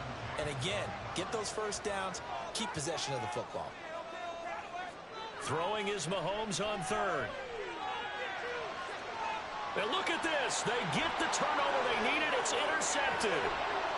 And they're going to be set up in the red zone at the 15. And they'll take possession already in the red zone and in a great spot to add points.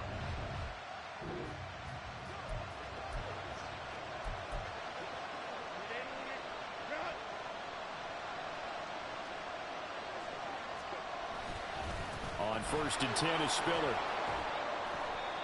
And now they're inside the 10 as he's brought down at the 9. It's a 6-yard pickup, but it gets him to 2nd and 4. Hey, it's not the most spectacular play, but I think most teams will take that every single time for the first play of a drive. Begin the series with positive yardage and set yourself up for a very manageable 2nd down. Right back to Spiller on 2nd down. And he's able to get it down to the 2-yard line. 7 yards on the pickup there, and now they've got it 1st and goal. Some good, strong running right there. Some power and some explosiveness just about got him into the end zone. They'll run here with Spiller. And he is into the end zone. Touchdown, Los Angeles. Isaiah Spiller. His first touch.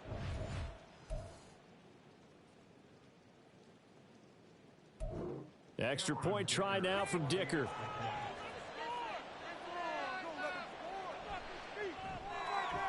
And that will make this a 4-point game. The drive there.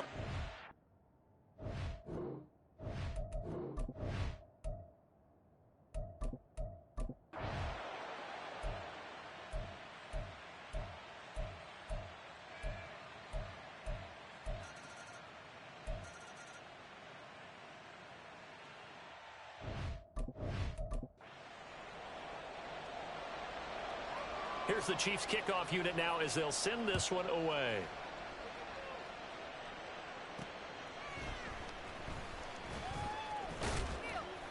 And beyond the 20, but not by much. In fact, just a yard pass there to the 21. Herbert and the Chargers Down by a field goal. 1:15 remaining. And they're in danger of a 3rd straight loss as they come up on 1st and 10. A handoff to Spiller to begin the drive. I think we all suspected that they were going back to him after he found the end zone on his last carry. And they kept the positive momentum going there. Another nice run by him. Herbert's throw going into the hands of Williams.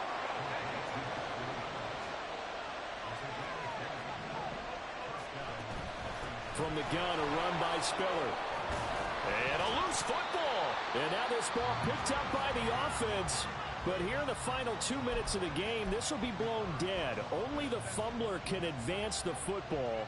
So this will go back to the spot of the fumble itself. Herbert.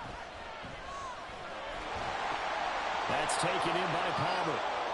I always laugh when people say, what's the toughest route to defend? And I'm like, any of them, especially if it's a good receiver. That makes things very difficult. But when you're running a drag route, something short, shallow, going through defenders, using guys almost as screens in order to get open, that makes things tough for guys trying to get to the football.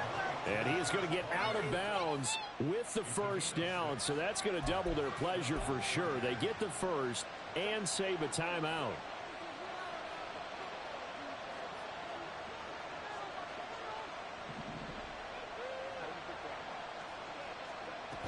They go back to the ground with Spiller. Now the Chargers will use the 2nd of their timeouts as they get it with just 19 seconds left on the clock. Here comes 2nd down. Herbert going to throw. And he's just going to get rid of this thing. To no one here. He throws it away. And now it's 3rd. Now we're in the situation where the quarterback's got to take full charge of his huddle. Got to totally command it, make sure all eyes are on him. All focus is locked in. Going to call multiple plays and go over different situations and scenarios to make sure everyone is on the same page. And now the 3rd down throw incomplete as well. Smart play to get rid of it there, but now it's 4th down. Your margin for error pretty much out the window. That means you have to come up with a big-time throw here and a completion in order to keep this 2-minute drive going. The Chiefs will use the 1st of their timeouts. That'll leave them with 2 remaining. We'll be back after this.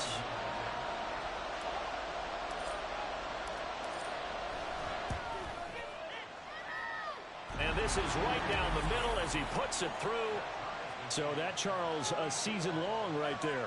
And you know who's really excited about that? The special teams coordinator, because he's the one who has to tell the head coach in pregame.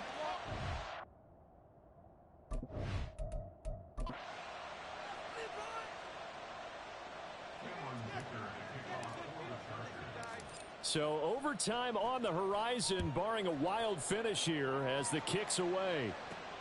Here's Richie James on the return. This is 1st and 10.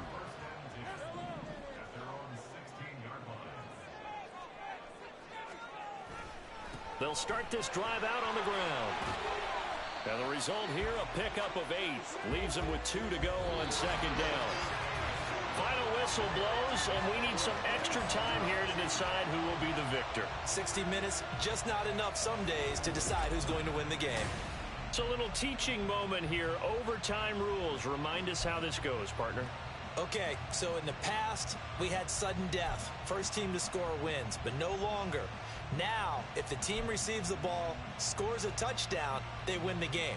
If they kick a field goal, though, or don't score, the other team gets a possession.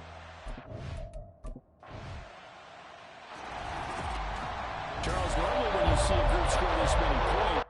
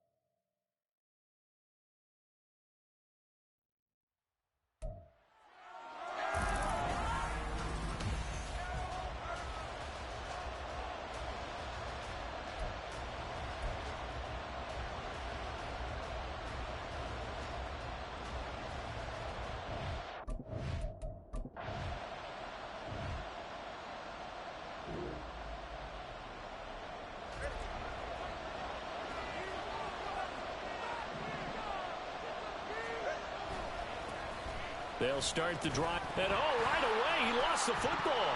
And it's picked up by the Eagles. And down inside the red zone at the 9.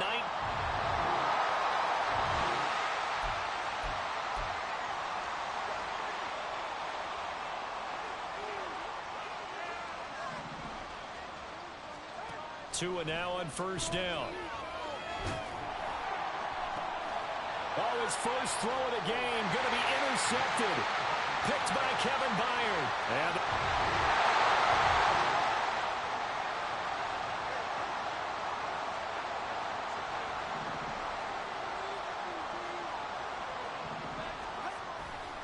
on the ground, the drive starts with Wilson.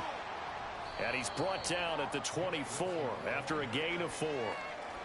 well, this defense for the Eagles, they really played well a week ago in that win over the Jets. And as in any game, takeaways are always a big key. They're always discussed on defense. There's an emphasis there, and they came away with 3 interceptions in that game. Meanwhile, Tua's throws taken in by Waddle. And they work this well upfield across the 45. Good work after the catch. Going to net him 23 and a first. And let's face it, that what we just saw there, not a surprise, is it? I mean, this is what he does well. And if you don't tackle him as soon as he catches the ball, This is the end result. Big yardage afterwards. Got the speed, the agility, so good with run after catch. And we're only in the first quarter, so they better get a wrangle and a hold on that quickly. Yeah, you're exactly right. And what's really difficult to try and defend him is if you want to press him so that you get him on the ground quickly after the catch, a lot of times he'll just run past you at the initial point of contact, and he'll go deep. But now a throw on first down there, but it's incomplete. The Dolphins sitting at a very solid 4-2 record through the first 6 weeks. Well, they were losers their last time out. Try to get back in the win column, but obviously not an easy task here in a hostile environment. Yeah, always tough to win away from home. But sometimes what you do is you use these types of games as bonding experiences and carry that into the contest. Here's 3rd and 10. Throwing now is Tagovailoa. And he'll complete this one to Barrios. And almost, but not quite. Needed 10. He got 9. 4th down. I thought they might take a shot down the field, but instead they ran a little drag route there. I think they were hoping he could catch it and run away from the defender. But a really good job keeping the play in front of them, and they force a 4th down. Mike McDaniel dialing up the risk here a little bit on 4th down. They're going to go for it. Needing the tough yards, they run it with their fullback. And he will have a Dolphins first down. Well, they take a chance there on 4th and 1, but it's a gain of 3 and a new set of downs. Wilson going to try the right side. Oh, and that one well designed as he'll take this down to the 30-yard line. A Miami first down, that one going for a gain of 11.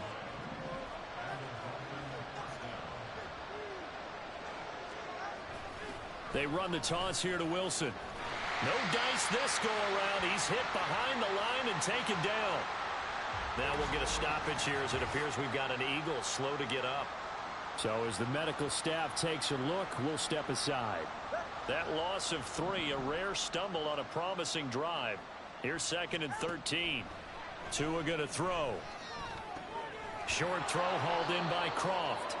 Call it a gain of 6 on the play, and they're going to face a 3rd down.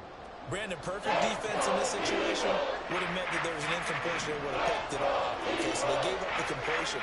But I really enjoyed watching how the defense stayed in sync, stayed in great communication, and as he dragged across each zone, you see him pointing, communicating. There he is, and they passed him off to each defender. Ended up making a nice play, even though it was complete. So from the 17 now, here's a 1st and 10. A run for the first time with Myles Gaskin. And all the way down inside the 5 to the 4.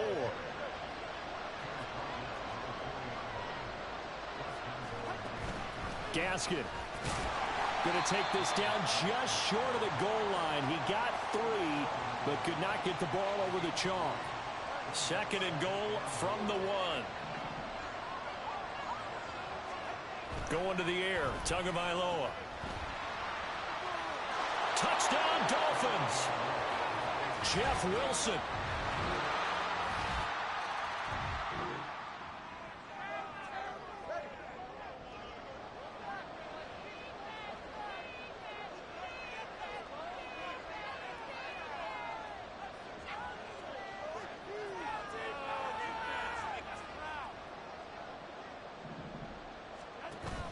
Now a play fake. Here's Tagovailoa being chased out left.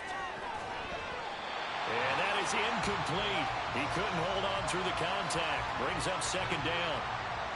He did a fine job there of not hitting him before the ball arrived, and I've got to tell you, you can often mistime that play because of the angles of approach. When you're going to get him, sometimes you panic as well and think, I've got to be there right now. Instead, in this case, timed it perfectly and knocked it free. And he's going to get a good gain of 9 here up to the 34. So they just need 1 yard here to pick up the first down. 3rd and 1, and Tua wants to throw it. Able to find the open man. That's complete. And he is going to have the Dolphins first down as they're able to get the 3rd down conversion.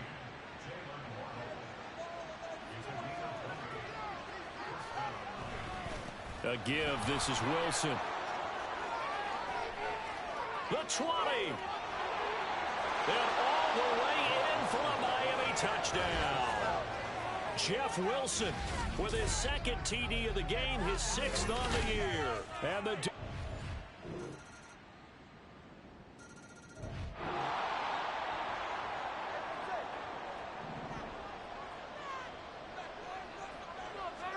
setting to throw on first down is Tua. They'll set up the screen here to Gaskin. And he'll be upended at the 28-yard line. Just a 3-yard gain there. Nice job by the defense figuring that play out and holding it to a short game, but I don't think the offense is going to be daunted. They actually accomplished their goal there. Now they've got them aware that they can throw a screen at them. Maybe to slow the pass rush down a little bit, and they can throw it downfield. A gain of 3 last play. This time they double it and pick up 6. Here now, 3rd and a yard. Looking to pass. Tua. He's got his target. That's complete. And he is going to have the Dolphins first down as they're able to convert by plenty there on 3rd and 1. Waddle, the motion man right. Now Tua going to fake the jet sweep and the handoff as he'll drop to throw it. Got a man complete to Cedric Wilson. Now the Dolphins going to burn the first of their timeouts as they get the stoppage with just under 50 seconds remaining in half number 1. Tua now on first down. This one left side caught by Berrios. The Dolphins moving with a sense of urgency here. Tua to throw again. Got a man, it's Berrios complete. The Dolphins going to take their second timeout as the clock will stop with 18 seconds to go in the first half.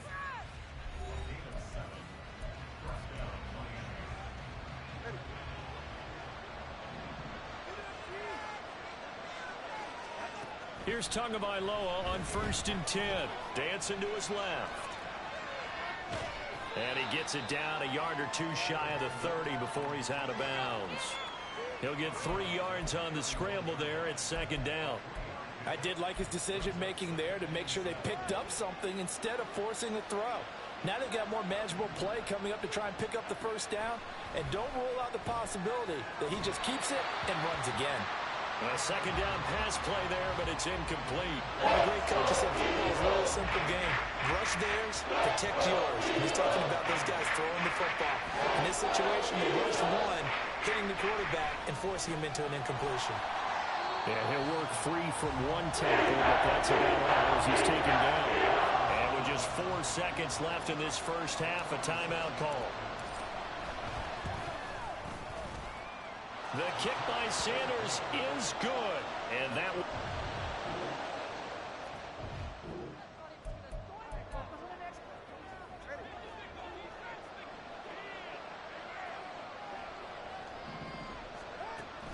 running on first down with Gaskin. Look at this, middle of the field, a breakaway. And all the way in for a Miami touchdown. Myles Gaskin. His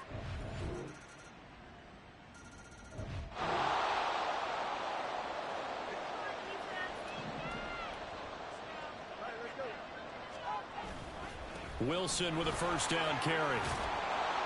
And up to the 35 before they're able to knock him down. 78 yards for him on the ground now. He has been a tough man to bring down all night. Ball up to the 35 now as they come up on 1st and 10. Now Tua on the bootleg here. This will be caught. It's Waddle. And he gets this to the other side of midfield across the 45 before going out. A good pickup there, 21 yards. On first down, Tagovailoa.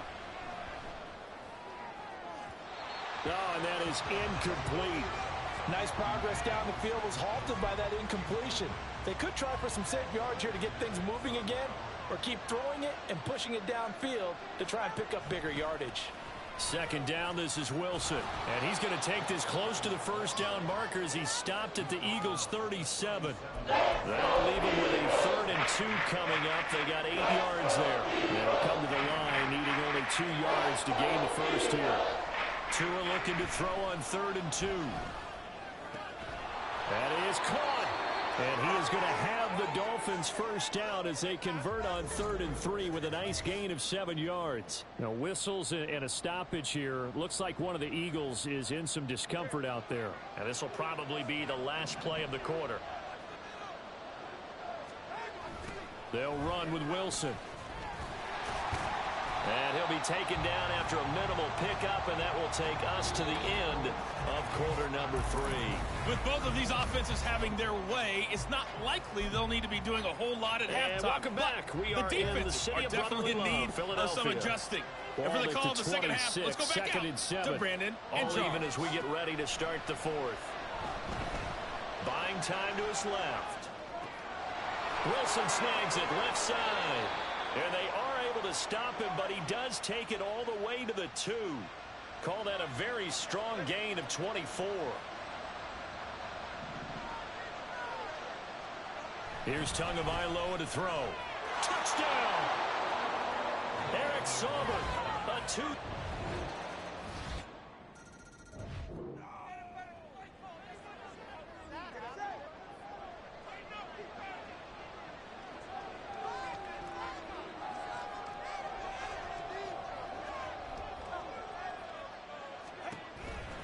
They'll start on the ground here on first down. That's to about the 28. Second down coming up. Give credit to the defense for stringing that play out, and they gave up no cutback angle. You know he was trying to dart through. No place for him to go. A nice job there, only giving up a 3-yard gain. Tua going to hand this to Gaskin. Now, during that run, an injury here. We got one of those big blockers in some discomfort. So from the 36 now, 1st and 10. On play action, here's Tua.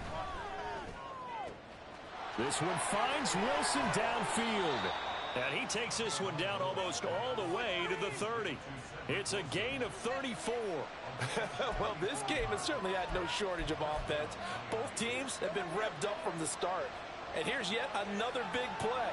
Boy, both defenses have just got to be dragging out there because they've been run ragged throughout. A short gain here, maybe a yard to the 29. Good job there keeping him to a short gain. Of course, he's coming off a really terrific performance, reigning NFC Defensive Player of the Week. And I know people get caught up in, well, if you're the reigning Defensive Player of the Week, you must have made a bunch of spectacular plays. Like you mixed in a few of those, but most of the plays are just like we saw there. Keep them to short gains, make the fundamental tackle.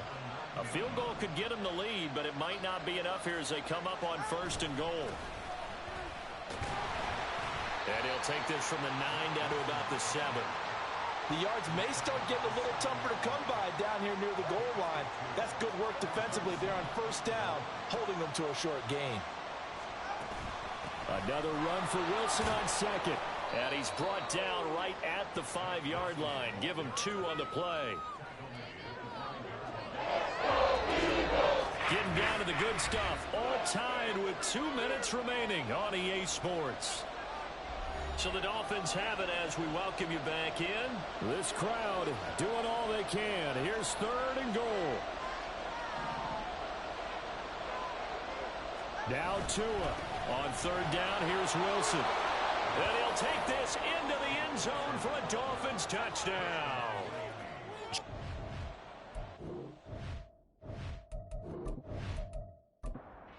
an important piece of business to take care of, the extra point.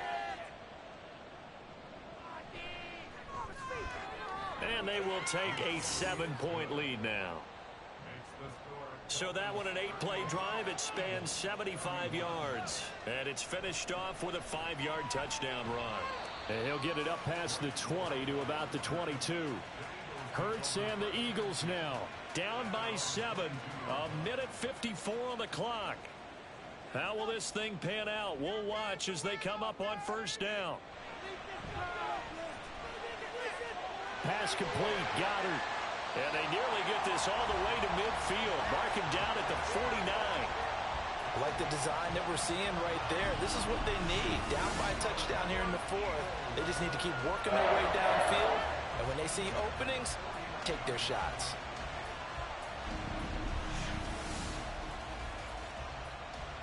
Plenty of time. All 3 timeouts still remain. Here's 1st and 10 now. Back to throw.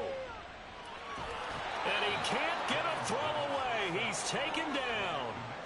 They'll come up now on 2nd down. They'll look to throw. Over the middle, he's got Watkins. And he's got another 1st down as he's brought down at the Dolphins' 37. He'll look to throw. Again, that's Watkins. The Eagles going to take the first of their timeouts as they'll stop it with just over 40 seconds to go in the game. He's back to throw. This short throw caught by Goddard. And he's got another 1st down as he's brought down at the Dolphins' 23. Now the Eagles will use the 2nd of their timeouts as the clock will stop with 33 seconds remaining. He finds his tight end, Goddard. That's complete. And this will leave him a yard short. Nice pickup of 9 yards on 1st down.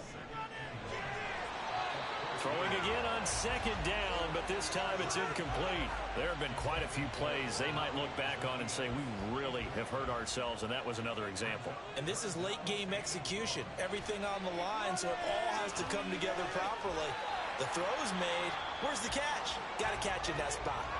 And with just inside of 10 seconds to go, they'll burn their final timeout. 9 seconds left. But now a throw on 1st down there, but it's incomplete. And now time for one final play that has to be obviously in the end zone. Can't wait to see what they call, but you want to get it to your best player. Sometimes you have to do it by formation. Move everyone to one side, and maybe he gets a one. And he's not able to get away. Sacked back at the 22. Partner, what a finish to this one. I mean, this offense, they had it down there inside the...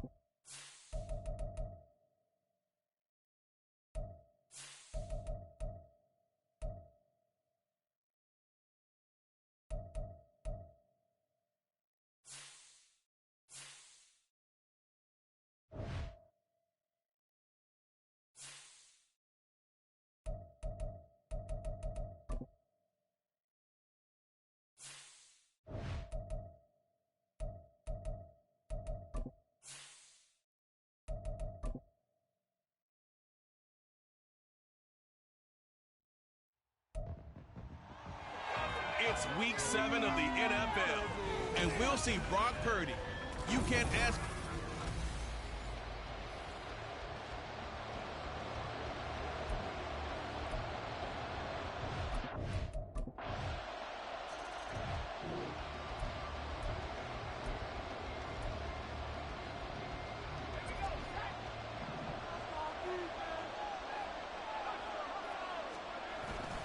Play action. Now Purdy. Open man is Juwan Jennings. And he'll be out of bounds just shy of the 40. The catch and run going to wind up netting him 33 yards. So the big play gets him across midfield now for 1st and 10. Here's Purdy. He'll get this into the hands of Ayuk. He'll get this one down near the 20-yard line, just shy of the 20. Personal foul, roughing the passer, defense. So roughing the passer call is accepted, and this officiating crew not making very many friends here with this crowd. Yeah, we all know that everyone accuses the officials of kind of playing to the home team, but not in this case. They're just trying to administer the game the way it's supposed to be. That drew the flag. Now a throw to the end zone on first down, but it winds up incomplete. So after the incompletion on first, now 2nd and 10. Here's the Pro Bowler, Christian McCaffrey. And he is going to lose yardage here. Officially, it will go as a 1-yard loss, and that's going to lead to a 3rd down. Well, that was not what you would call straight line pursuit for a middle linebacker to make this play.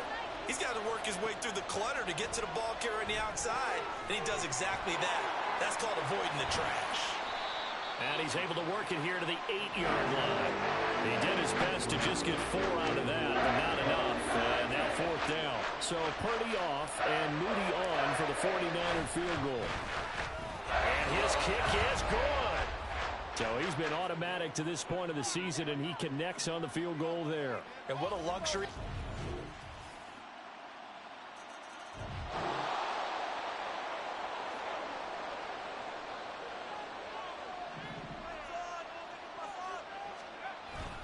They start on the ground with McCaffrey. And he is swallowed up right at the line of scrimmage. Marcus Davenport there to take him down. Well, they had the run for no gain. Now they'll try again from the 25 on 2nd and 10. They stay on the ground. McCaffrey again. And some room to maneuver. And he's going to have a Niners 1st down as he's able to get this up to the 37-yard line. A good run there off right tackle in an old school NFL football. The right side of the offensive line, often known as the nasty side. The left side, usually the technical side. Kind of reminds me of the old Atlanta Falcons 2009, 2010. That's how they constructed their offensive line. It's a 7-yard carry to set them up with a 2nd and 3. Shotgun handoff now to McCaffrey. And he'll get it out a couple yards shy of midfield at the 48. A gain of 5, good enough for the 1st down.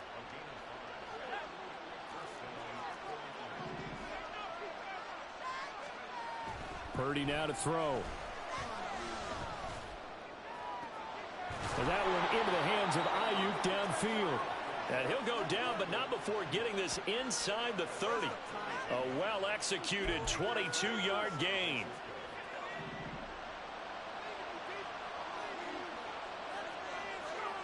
Now Purdy.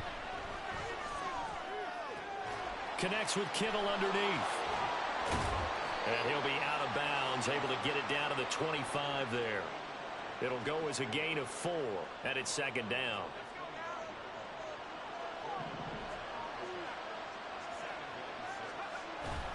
Play action, and now here's Purdy to throw it.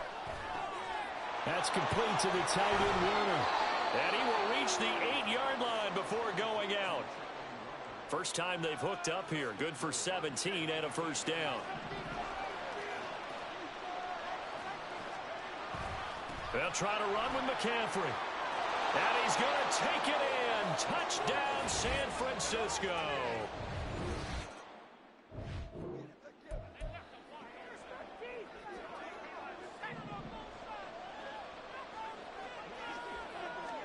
Here's Purdy on 1st and 10. Nowhere to go here. He lost the football. And the Vikings pick up the football. And now he's got him in a great spot at the 8-yard line here. 1st and goal.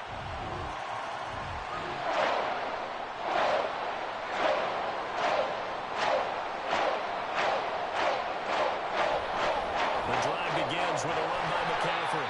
And this one goes nowhere. Losing yardage back at the 22. 2 minutes remaining in this first half of football.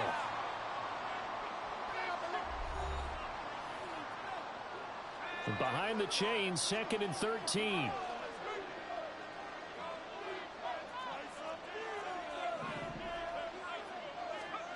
Purdy will set up to throw it here.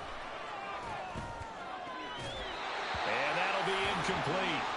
Took a pretty good shot as he tried to pull that one in. Couldn't hang on, third down.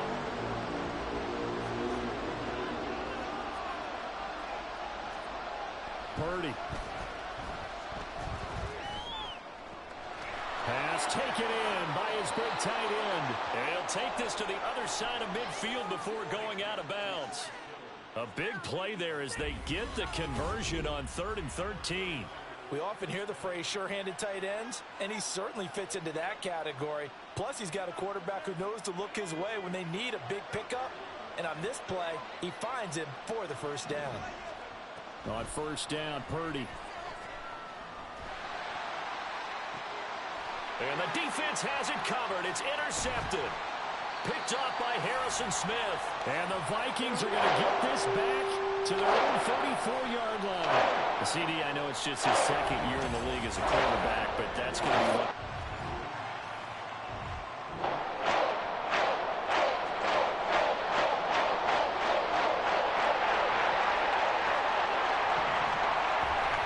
Starting the second half with a run by McCaffrey. They juked him. 41 yards rushing now on 8 carries for him so far. Sometimes it's hard to believe, but there are times this game is about patience, isn't it?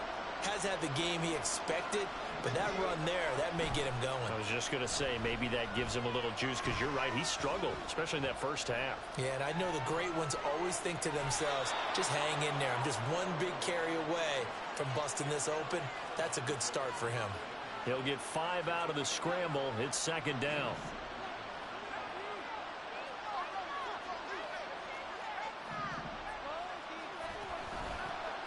A give running right is Mitchell. And he'll be stopped at the 46. Gain of 3.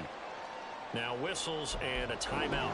Looks like we've got a Viking slow to get up. 3rd and 2. Well, hopefully, obviously nothing serious here. Medical staff, though, going to take a peek, and we'll take a break. They'll try and pick it up with McCaffrey. And he's going to be out of bounds, but not before he takes it inside the 40. 15 for the Niners there and a first down. Now this time they'll throw it. Here's Purdy. That is incomplete. You get the sense that they're saying we're not playing up to what we're capable of, and we're deep enough into the game that the early jitters are long gone, that they should now have some sense of continuity and be able to make some of these plays that they have not been doing so far. Yeah, maybe a little over pursuit there as he's able to take this down to the 25-yard line. Purdy looking to throw on first down here. A hit as he throws there, incomplete. Well, they certainly aren't letting up today, partner, because they've forced big turnovers already, and it's been incredibly tough for them to get yards against, let alone put points up on the board. On second down, McCaffrey. And he'll be tackled at the 23 after a gain of 3. Pretty good little two-play sequence there. You force the incompletion, then a very short pickup. Yeah, now maybe you bring in an extra defensive back or two because you want to try and defend on third down. They like to play those nickel or sub packages, don't they? And he's going to get this to about the 20, but that is well short of what he needed. And we're going to stop play here, at least momentarily. It looks like there is a 49er who's in some discomfort. The medical staff will attend to him, and we will step aside. So they were facing the deficit coming out of the locker room at intermission, and at least they're able to get the field goal to cut into that.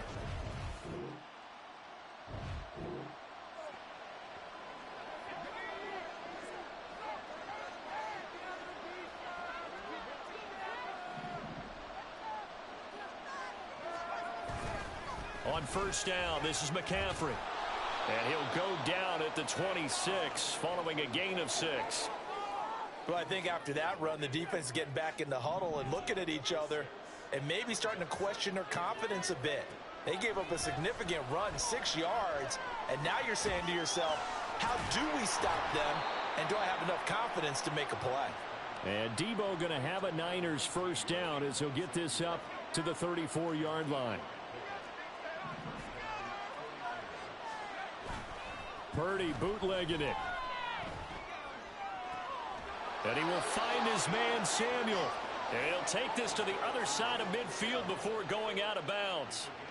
From Viking territory now, they'll come up 1st and 10 at the 46. From the shotgun to McCaffrey. And a good push up front, and he's able to navigate his way down inside the 30. 17 more yards on that one as they keep the drive rolling. Purdy now to throw off the play action. And his throw here's incomplete. It sort of looks like they still have some fight in them on this series because it seemed like things were headed for the red zone. But this defense gets 2 more stops. They can keep them out of that area. Out of the gun, Purdy. And he'll be hit as he releases it, and that'll fall incomplete. What will look like a march to the end zone has hit a momentary roadblock with that incompletion. No need to panic. They just got to come up with a high percentage play call and see if they can get their offense back on track. Here's Purdy now on 3rd and goal. To the sideline and incomplete. This Minnesota D up to the task on the 3rd down pass play. Smart move to throw that one away. You're in field goal range, so you definitely don't want to be loose with the ball. And that's great work by this defense to force a 4th down. And his kick is absolutely perfect. And that'll bring him back within a point. He's got 9 points on field goals now. He's made 3 of them. That get.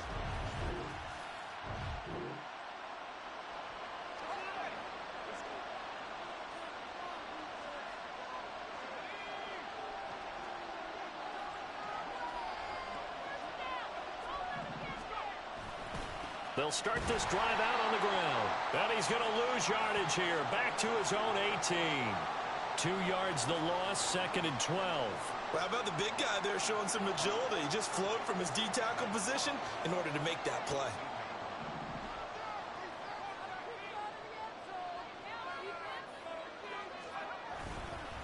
Another run with McCaffrey on 2nd down. He is taken down at the 21 after a short gain of 2. Sometimes you're aligned perfectly and the play comes to you, and sometimes you got to cover some ground to go make the play, as we just saw there. We saw a great example of perseverance right there on that play. Got to be careful. They might want to throw one over his head as this game progresses. Oh, he still brings it in off the tip here on the deep shot. And he'll be taken down, but not before they work it across midfield. So they will wave off the flag and let the completion stand. Really great job by the receiver fighting through all the contact and still coming down with the football. All that great work in practice being put into the game. And they'll get this just to the 47, 1-yard gain. Oh, there's plenty of traffic waiting for him up the middle. But give him credit, he tried barreling through anyway. They're fortunate to get a yard out of that one. Purdy's throw taken in by Samuel. And this is going to turn into another 1st down as the tackle is made at the Vikings 28. Give them 18 on the play. Purdy to throw it on 1st down. The throw out wide going to be incomplete. Well, a momentary speed bump there with that throw, partner. The defense had other ideas, and they're trying to mount a small stand before this drive reaches the end zone. Back to the air on 2nd down, Purdy. Over the middle, complete to Samuel. And finally, down he goes as they work it inside the 10 to the 7. A good pickup there, 21 yards. And here we are in the 4th quarter, partner, and watch them drive for what would be a go-ahead touchdown. And you and I both know this is where you need a quarterback who can keep his cool back there. Not just for himself, but to keep the rest of the team relaxed too. And that'll move him a little closer as he takes it from the 7 down to the 4-yard line. 2nd and goal from inside the 5. Again, McCaffrey.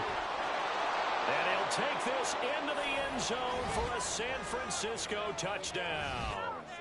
Christian McCaffrey, his 5th rushing.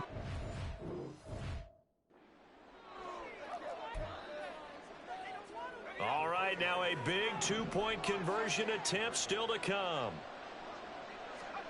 Purdy will throw for it. And this one's caught. And their fourth quarter lead grows by a couple more. He hits the big target for the two-point try. Defenses hate those guys, especially around the goal line.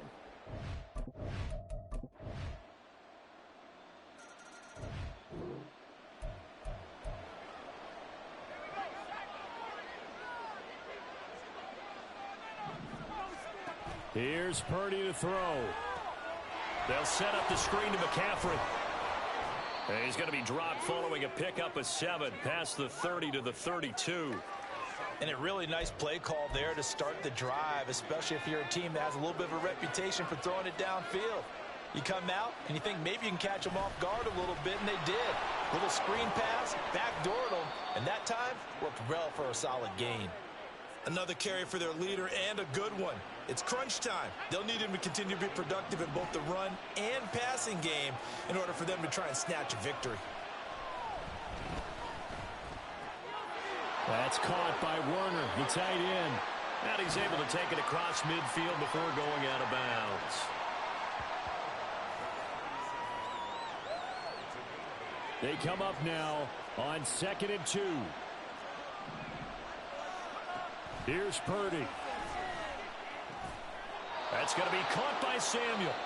The 49ers now going to use the first of their timeouts as they get the stoppage with a little over 50 seconds left to go in the game. Up the gut, McCaffrey.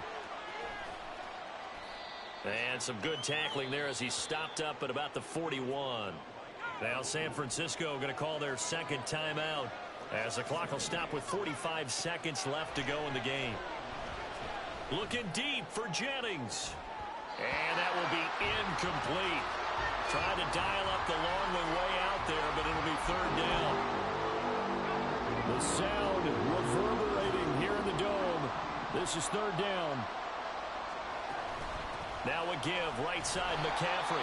And he can only manage to take the football to the 40, and that is well shy of the first down marker.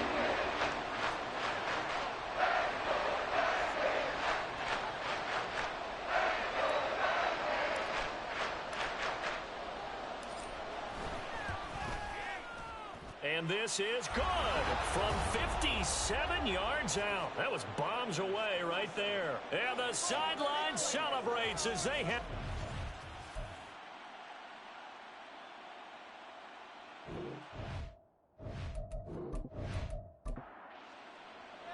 So following the touchdown, here's Moody back out to send it away.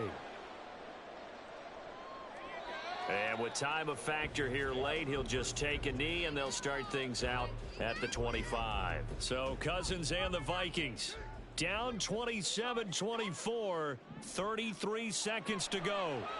Now they need, at minimum, 3 points out of this as they come up 1st and 10. And he'll be taken down after a gain of 8, and defensively they'll say you can have that. And he can't get a throw off. He's taken down. What a huge play at this point in the game. Here's Cousins.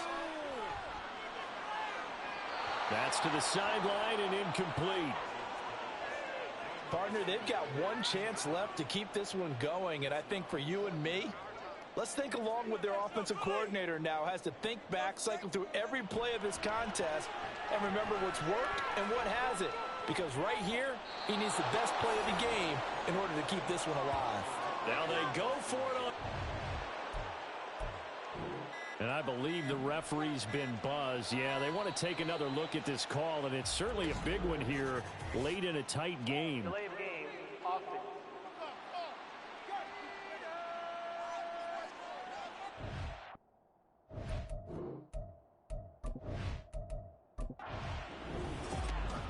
Well, this ball game was close throughout. Remember.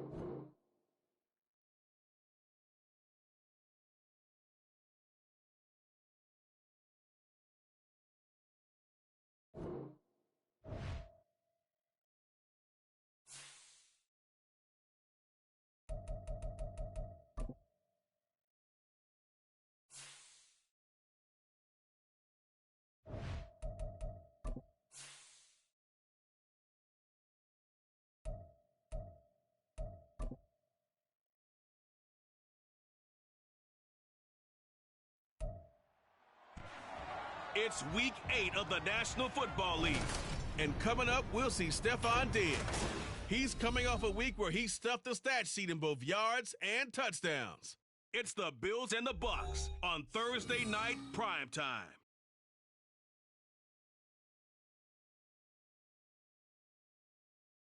Well, there is a brand new stadium starting to take shape just across the way, but for now, the action is here at Highmark Stadium in Buffalo, New York. But tonight we begin Week 8 with a good matchup for you here, as it'll be the Tampa Bay Buccaneers taking on the Buffalo Bills. Hello, everybody. With Charles Davis, I'm Brandon Gaudin. And, Charles, you take a look at the Bills entering play here. They were winners last time out, so they'll be looking, Charles, to make it 2 in a row. And what I enjoyed when I watched their game tape and their victory last week is they put it together in every phase. Good offense, good defense, and some key plays on special teams.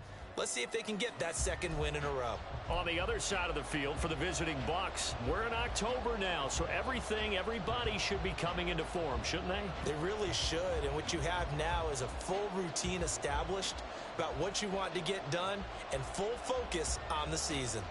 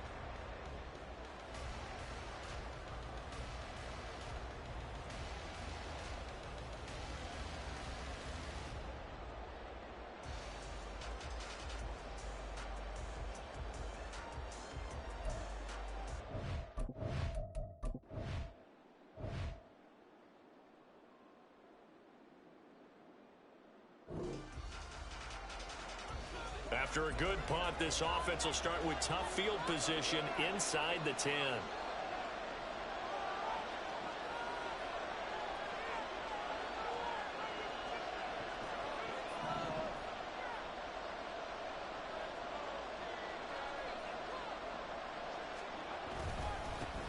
Now a third-round pick a year ago. Here's Rashad White. And he is going to be stopped cold behind the line of scrimmage. Now a stoppage here as we've got a Bill shaken up on the play. We'll check on his status when we return to Orchard Park. A loss of a yard there to start out. That leads to a 2nd and 11.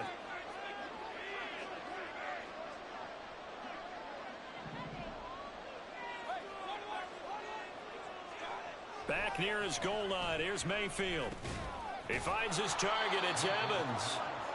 And that's good for a gain of 6. And it brings up 3rd and 5 now. Charles, Thursday night game. I think a lot of teams probably say shrink the playbook somewhat. Is that correct? I think you're right about that because you just don't have the amount of time that you have in a normal week to put in a full playbook. So as you said, you shrink the playbook, pick out the plays that work best for you. And you know what else you're looking for? What's that? Who are the freshest guys coming off of the last game to play on a Thursday night? Guys have a little extra pep in their step. You go to them early and often.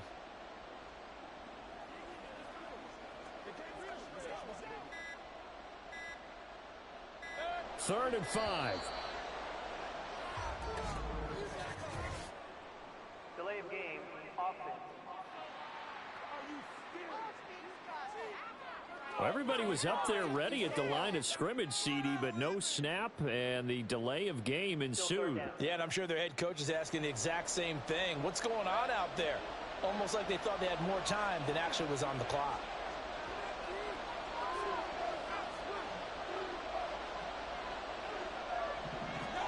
On third down, Mayfield. Airing this one out for Evans. It got his man complete. A big play that time for Tampa Bay. 43 yards. The big play has them all the way out near midfield for a 1st and 10.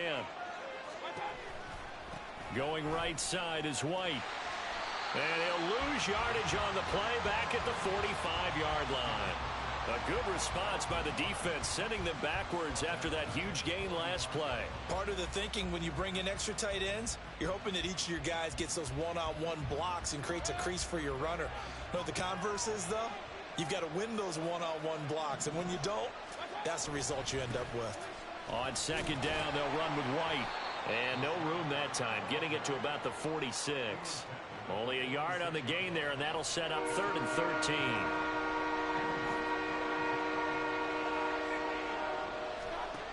To throw, Mayfield. Able to find the open man. That's complete. And he's got a 1st down as the tackle made at the Bills' 29-yard line.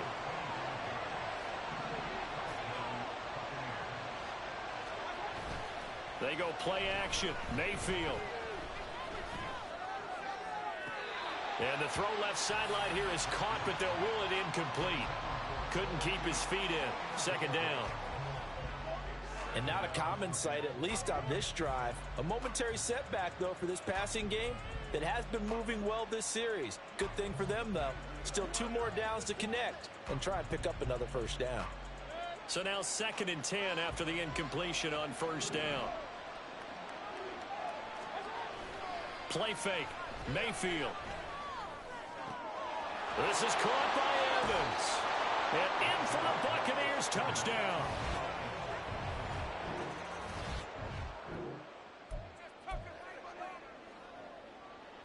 So now this offense will take over, and they will have the football at their own 20-yard line. A 1st down throw for Mayfield. The pass is caught by Cade Otton. And they're going to get this beyond the 40 before he's taken down. And a nice gain at 21 yards. 1st down, here's White. And he's going to take this ahead for right around 3 yards, but no more than that. 2nd down. White's numbers from a week ago. 25 carries, 76 yards. And now that he's playing a Thursday night game, short week, you know he spent a lot of time in the trainer's room in the cold tub trying to get his legs back for this game. A throw over the middle taken in. So 5 yards here, 5 on the play.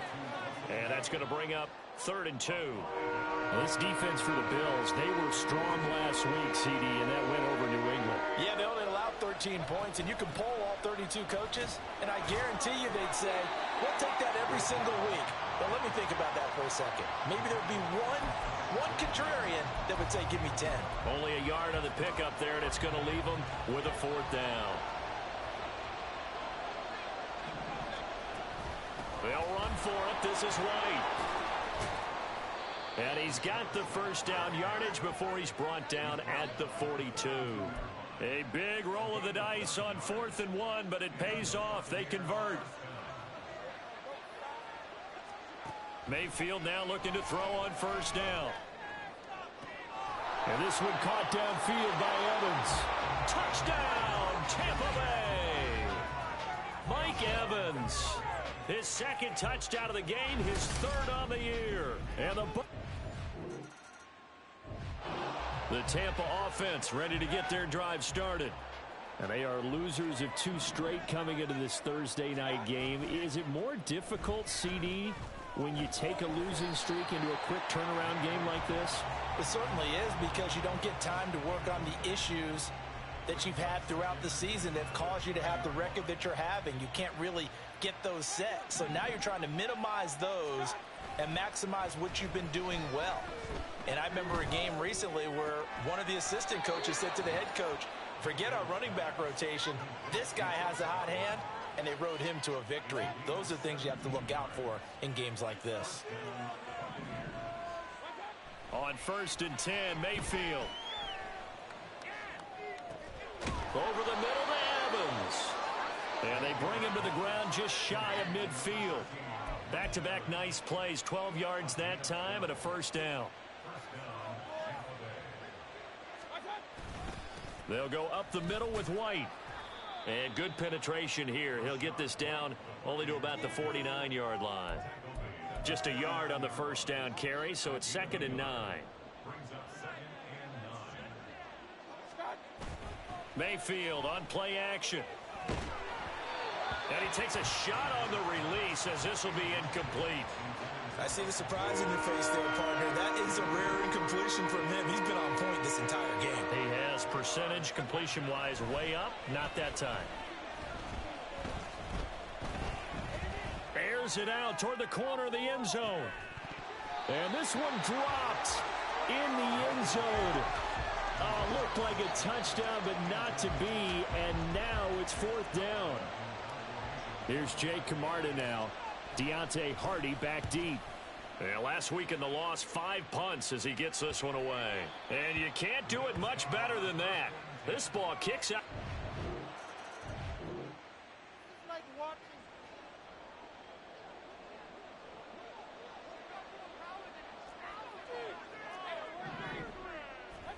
Mayfield on 1st down. And that is going to be incomplete as he led him a bit too much. Just a little beyond the reach there of his receiver. That's probably one he wishes he had back. He wishes it had been 7-on-7 in practice, or maybe even routes versus air, because that's a completion he makes, 9.9 times out of 10? Just missed that one. Now a deep ball there on 2nd down, but it'll wind up incomplete. The offense on 3rd down tonight, they've hit 2 for 4 thus far. This is 3rd and 10. Here's Mayfield. He'll get that out to the flat to White. And past the 40 before he's out of bounds. 10 yards there and a Buccaneer first down.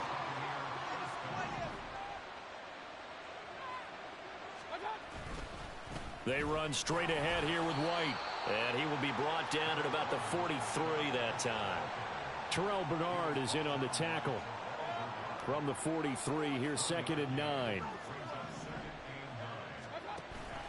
Play action now. Here's Mayfield. He completes it to Evans. And he's got a first down as the tackle made at the Bills' 42. A solid gain of 15 yards and the sticks move. Mayfield off the play fake. Oh, the ball comes out on the hit, but they'll say it's incomplete. Offense was moving it a little bit, had them back on their heels, but they're in a brief pause by forcing the incompletion. That gives them a quick chance to regroup and try and mount a stand before they're backed up even further. They're looking for Godwin, but it's intercepted. Picked off by Micah Hyde. And the Bills are going to get it back here just past the 30.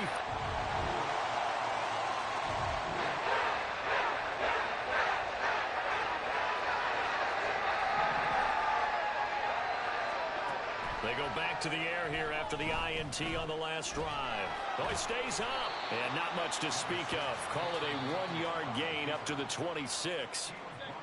Now the Bucs going to use the first of their timeouts as they get the stoppage with a little over 50 seconds to go in the first half. Flush to his right. That'll be taken in downfield by Godwin. The Bucs going to go ahead and use the second of their timeouts as they'll stop it with just over 40 seconds to go in the first half. First down, Mayfield. Right back to Chris Godwin.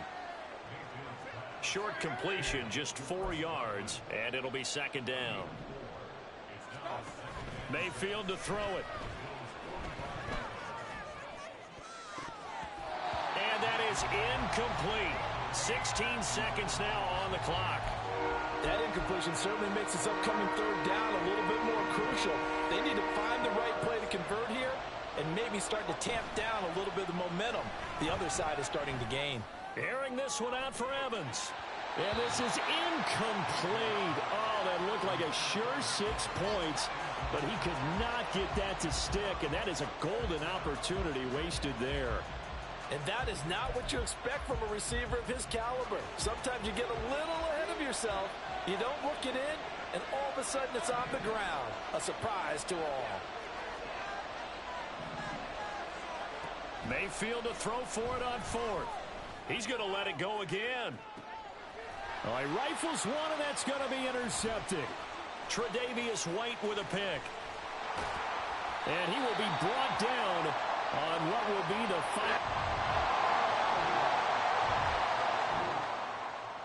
The Bucs offense set to begin their next possession. They begin the drive on the ground. It's White. And just not much to be had there. 1 yard out to the 10. I don't think any of us were surprised that they decided to start this drive on the ground after the last 2 drives ended in interceptions. Unfortunately, though, not a lot going on that first play. Yeah, I think the anticipation was felt also by the defense. They'll wind up getting just a yard out of it. And 3rd and 8 now. They'll be in search of 8 yards here as they hope to convert the first down. Mayfield looks to throw. And he's going to be intercepted for the 3rd time thus far. Tre'Davious White.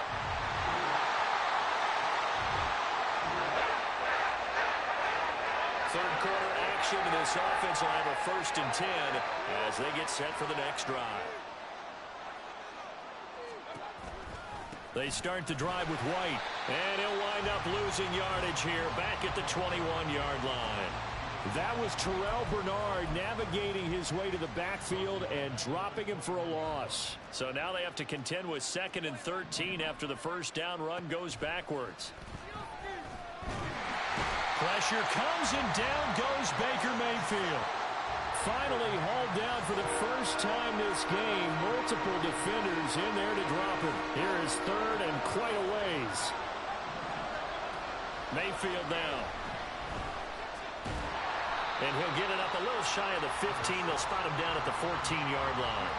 Only able to get back a yard for his efforts, and that leads us to 4th down. Here comes the Buccaneers punter now. As the drive goes backwards, so he's on to punt it away.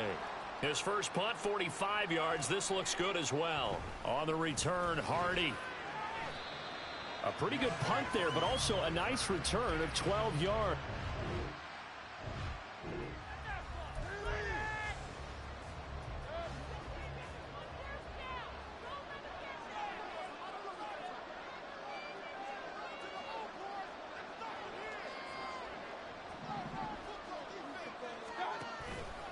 The drive starts with a run by White. And not a whole lot of room to operate there on the first down run. He gets maybe 3. An opportunity to get a drive started here at the end of the 3rd quarter. What you're trying to do is break the game down a little bit. Don't let your guys see too deep into the game, into the future, and say, oh, we got to get here. No, right here, right in front of them. Melt the clock down, get to the 4th quarter, try and keep going. And try to keep that lead. Exactly. And Godwin going to have a Bucs first down as the tackle made right at the 30-yard line.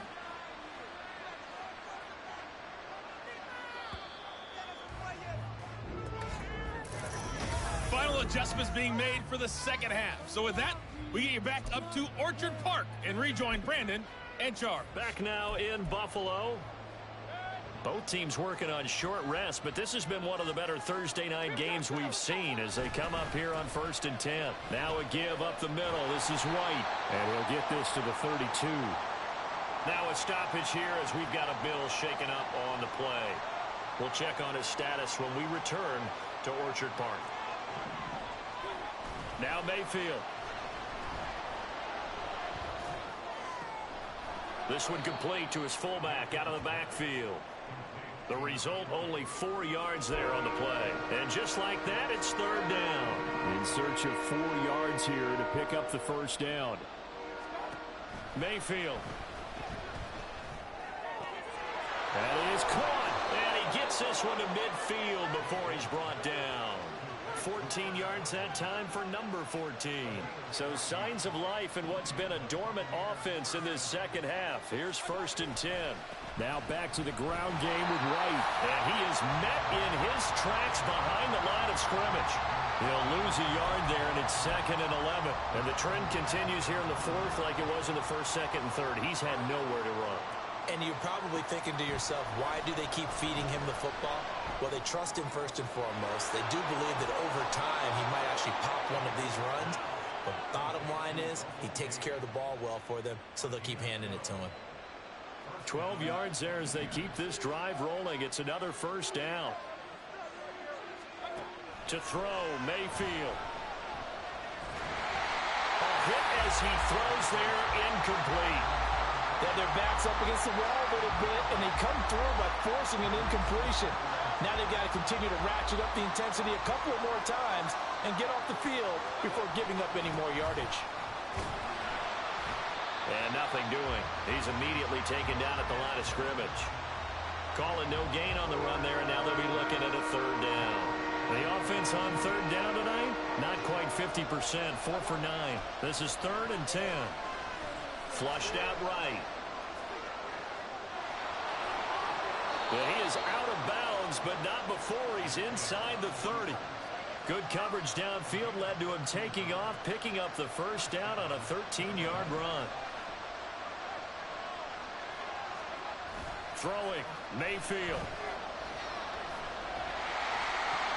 And look at this. They get the turnover they needed. It's intercepted. Pick made by Terrell Bernard. And he is going to score. It's a pick 6 and a Bills touchdown.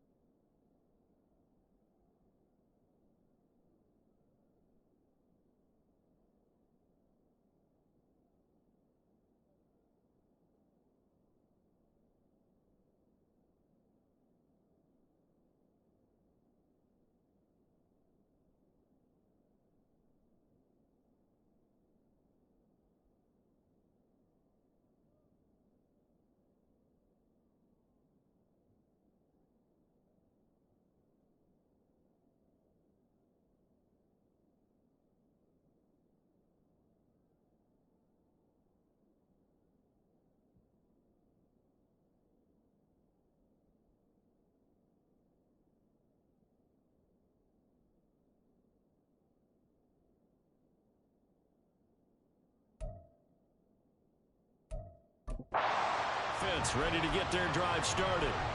And they have to try and move past that pick six because now they're dealing with a fourth-quarter deficit, and they need this drive to end in points. They'll start the drive with a give to White. And he's going to get a solid gain of 9 before being brought down. Second and right at a yard. And that looked like some pretty easy yardage there right up the gut. And he's a guy that has some height to him. So when you don't have to drop a shoulder or create or get through contact or trash, it makes it a lot easier to stay upright, see the field, and make a run as we just saw there. 7 yards there and a first down.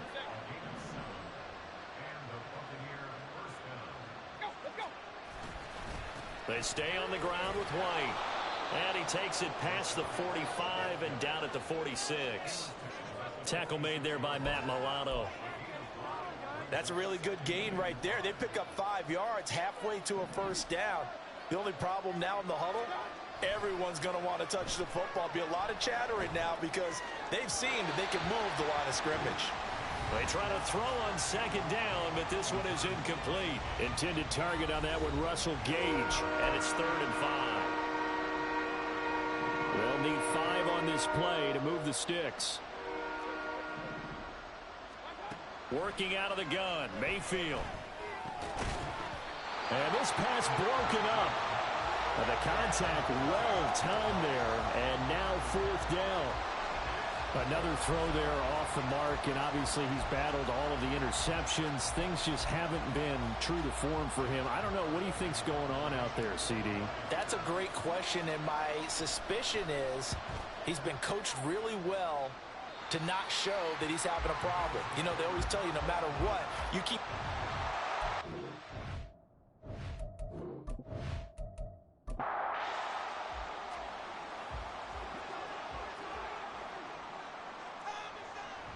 A handoff to Harris to begin the drive. And he'll be brought down right around the 37. That one good for 10 yards. And that'll make it 2nd and a foot or so.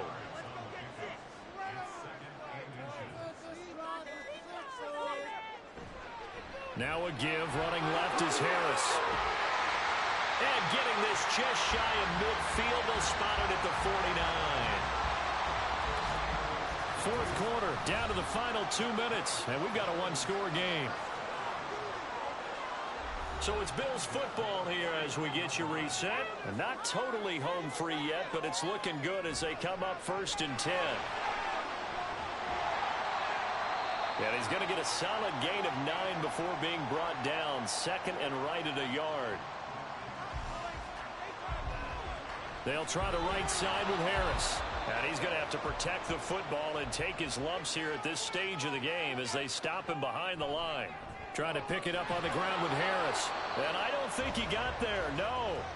He's short by maybe a foot, maybe. Call it 4th and inches.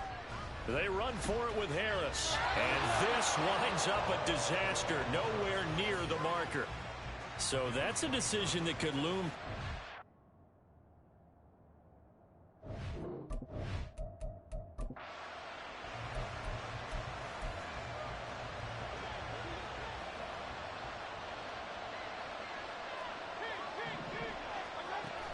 They'll start on the ground here on 1st down. And he'll take it across midfield and into Buffalo territory. And hold on here, because on that last run, it looks like we have a player who was shaken up. Here's 2nd down.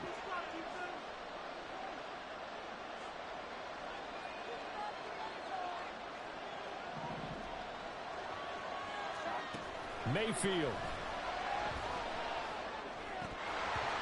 Had his hands on it, but dropped it. The rookie making a little bit of a rookie mistake. 3rd down.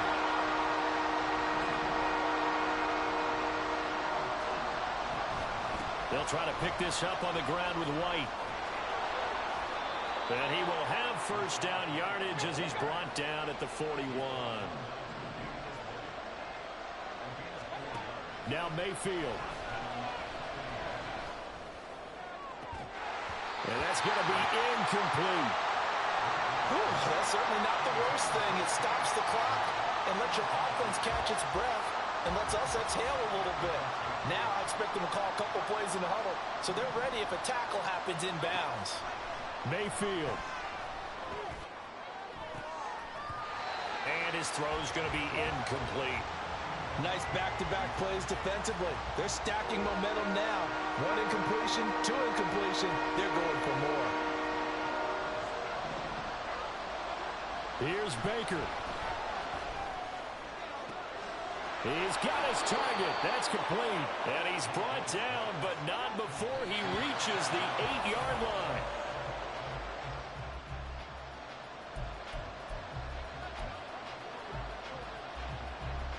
Second down, goal to go. Mayfield to throw. And he's got it. He takes it across for the touchdown, and they've taken the lead late in the final minute of the fourth. Wow, wow. What a game this has been, and what a drive that was, Charles, to take the lead here late in the fourth quarter. And, partner, that's a job well done by everyone, from the players to the guys calling the plays. And if I may introduce just one downside to the mix, might be a little bit too much time left. Enough on the clock for a final last-ditch effort to try and steal this win away.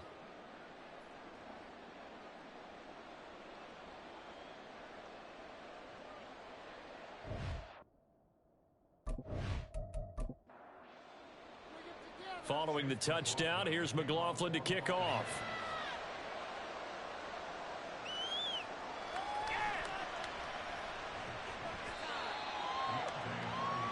Allen and the Bills now. Down 24-21, 30 seconds to go. They need, at minimum, 3 points out of this as they come up 1st and 10. Now Allen. And he can't get a throw away. He's taken down. Now the Bills are going to use the first of their timeouts as they get it with 26 seconds to go in the football game. Pass complete to Harris. And that could be a killer. He'll lose yardage and tackled inbounds. To throw is Allen. And that is incomplete. 16 seconds now on the clock. Well, this is getting close to a no-win situation now. They've got one final shot. They're on their end of the field, and it's 4th and long. This might require a little extra razzle-dazzle to get it done. Here's Allen. And he's brought down. Can't do anything with a football. It's a sack and a turn.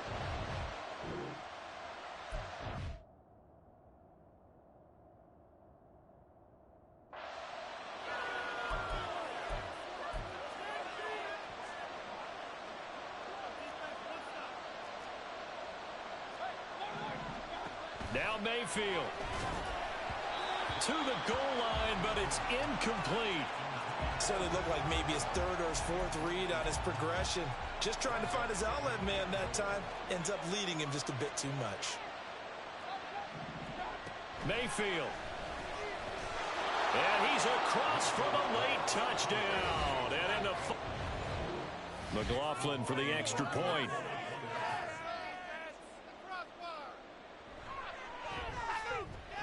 And his guys will take a 10-point lead. They had the short field, and they made quick work of it. Just 2 plays to get into the end zone.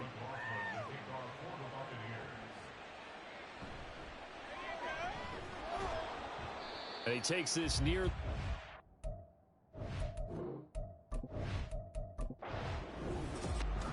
A higher scoring game, Charles, than we typically.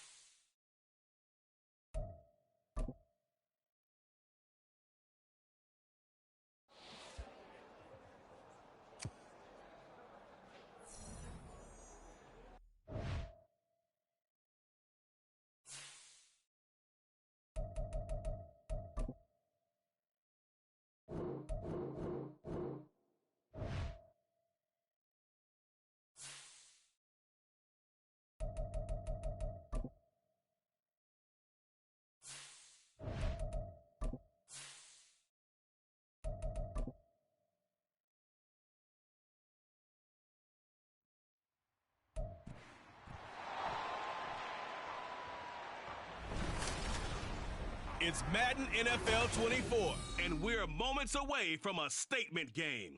It's the Texans and the Panthers, and it's all up next.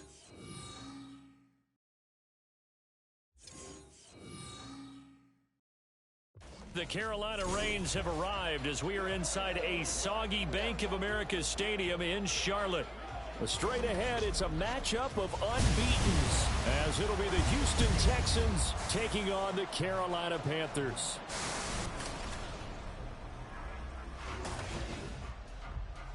Alongside Charles Davis, I'm Brandon Gaudin. And Charles, we look at this Panther ball club as they interplay here. They have certainly got it rolling of late. Winners of 6 in a row. And it's simple. The more you win in the regular season, the more likely you play at home in the postseason, and that can take you deep into January. Meanwhile, for our visitors, the Texans, they too come in off the bye, so we should have 2 teams that are eager to get back at it. And players are creatures of...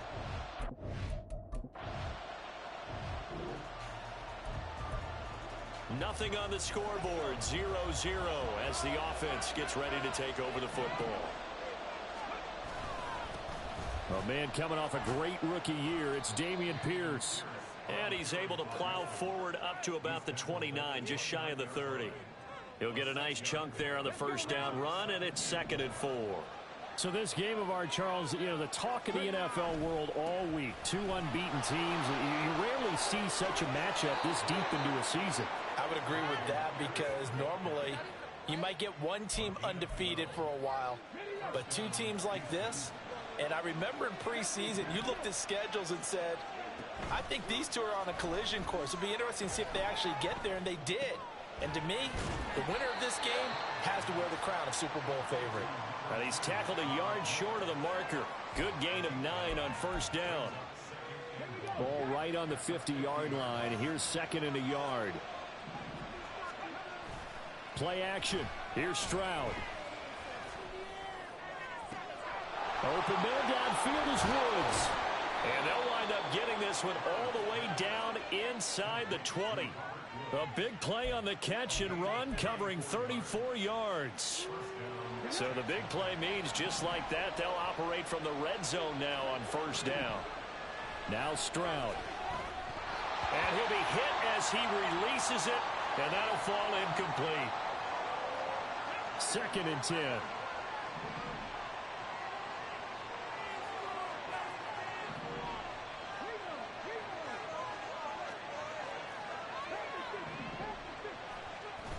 On the bootleg, Stroud rolling to his left. Looking left side, and he's got a man. That's Pierce. And they'll bring him down at the 13-yard line. They'll get only 3 there, so it leaves him with a 3rd and 7 ahead. And forget about the run to set up the pass. They're just coming out throwing. Forget trying to set anything up. They feel like they have the advantage. They feel like they have the matchups, and they're just attacking right now. Yep, going to the air on the opening drive. Escaping the pressure right. And he'll take this one in for a Texans touchdown. Siege.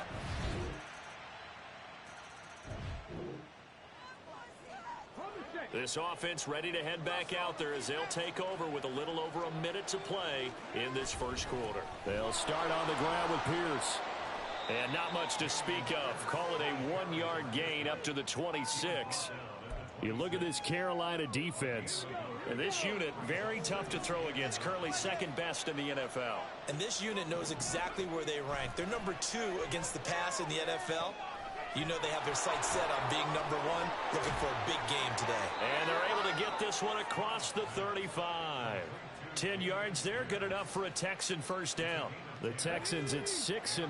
What a start to the season for them. And they have certainly got it rolling as of late. Winners of 6 in a row. And I think this is where, as a head coach, you show your team some trust. Instead of just talking about winning, the very next game, you point out to them, we're on a nice run here. And if we keep doing this, we'll be playing at home in the postseason. And we know that that could ride us all the way to the Super Bowl if we get that done. Texans football to start quarter 2. So from the 36 now, 1st and 10. As they've got it as we resume action. 1st and 10, it's Pierce. And this winds up a gain of 4 to the 41. End result of that one, a nice 4-yard gain, so you can use that to set up your play-action game, or you can come right back and continue to run the football because as an offensive play caller, you're on schedule and feeling pretty good about your next couple of calls. Third catch of this first half for him, and this one is a first down. Good throw, good catch, but I really like the route. The drag and being able to run away from defenders, hard to stick with them for that long. Yeah, better against man than zone, or? Better against man, because now you're running away from someone and you're not running into a defensive player in another zone. 16 yards on that one, and also a Texan first down.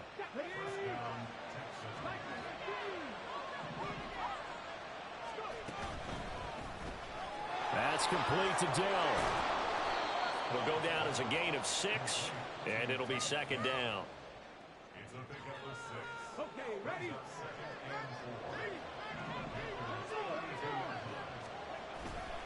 Pierce now up the middle. And he works his way free all the way down to the outskirts of the red zone. 51 yards rushing for him now on just 6 carries to this point. First down, they go right back to Pierce. And this time they were ready for him as they'll stop him right at the line of scrimmage. J.C. Horn up to make the tackle. Now a 2nd and 10. Throwing now is Stroud. Toward the end zone, but that's going to wind up incomplete. Quarterbacking 101. Never force the ball into double coverage, especially not this close to the goal line. The windows are so tight, you just don't want to force it in there because it could be tipped up and picked off. And he's going to go down. He's sacked back at the 24. Linval Joseph breaking free and dropping it. Fairbairn able to put this one through. And they take the lead here now at 10-7. So the field goal there caps what winds up to be an 11-play. The Texans offense ready to go here for their next drive. And you figure this should be a healthy, arrested, a focused unit, and they're working on a good winning streak. They had the week off last week. This is really a team, Charles, that should be in top form.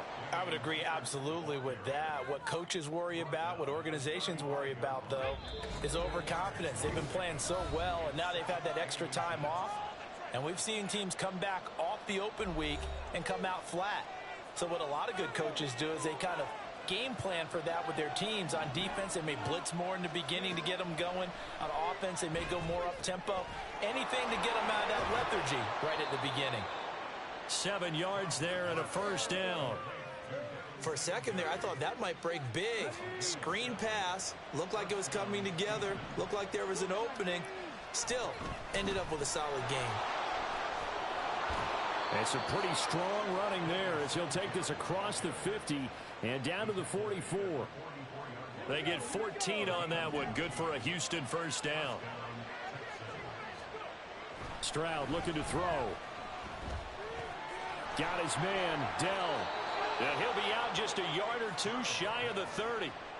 Rookie to rookie on the hook up there, and it's a first down.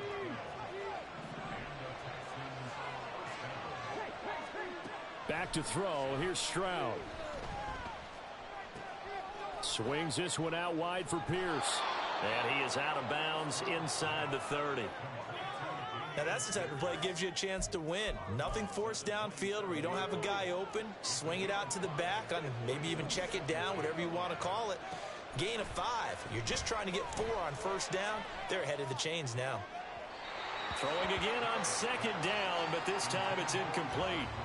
Had an open man that time, but ended up putting a little too much heat on it, don't you think, partner? Absolutely. Just needed a touch more air under it. Instead, he fired an absolute bullet.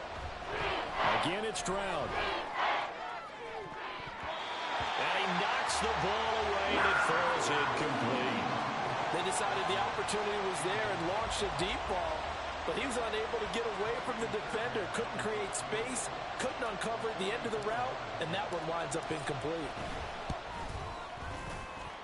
The kick by Fairbairn is good, and they will take the lead at 13-10. Well, maybe a little bit of an anxious moment there as that ball. Houston's offense already at the line, set to get going. And with time quickly fading here in the second quarter, not sure how aggressively, offensively they want to play this. I think we'll find out just how much they trust their guys in this situation if they decide to take a shot. And they bring him to the ground just shy of midfield. Now the Texans will burn the first of their timeouts as the clock will stop with 18 seconds to go in the first half.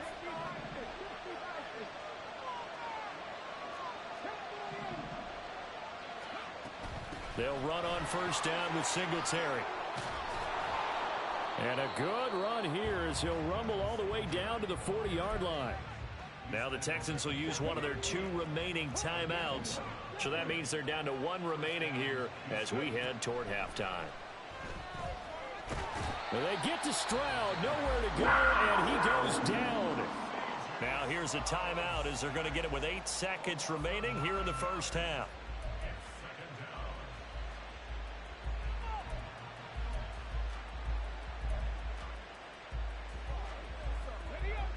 After the sack, it's 2nd and 19, and the road gets a bit tougher from here.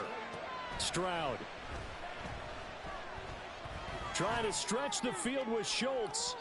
And that's going to be incomplete. Good effort there trying to take a shot, but it's 3rd down. I know conventional wisdom says, hey, don't get it all back in one play. But sometimes you go ahead and try to. They tried to get it all back on that one. Weren't able to do so. Final play of the half, Stroud. They'll roll him out right. On the run, he'll let this go deep right side. And he bats it away, and it falls down incomplete. So we've hit halftime. Well, we'll move right through the break then, skipping halftime and back to the field for the start of the second half. And we welcome you back now. Alongside Charles Davis, I'm Brandon Gordon, getting set for quarter number 3 here. Forecast calling for more of the same. The rain set to continue as we are underway in the second half. And able to take it past the 25 and up to the 28-yard line. So here's the Texans offense now. They get set to start this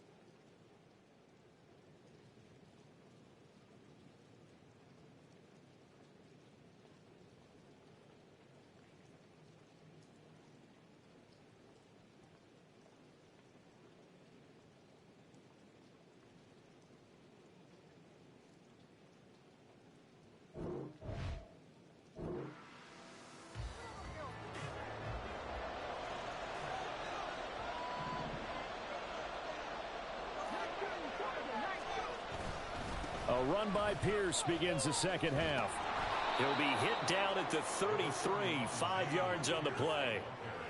Nice satisfying run on first down for the offense, picking up 5, which means defensively, the thought process is entirely different. You don't want to panic, but at the same time, you're saying to each other, we got to tighten this down. We can't give up gains like that.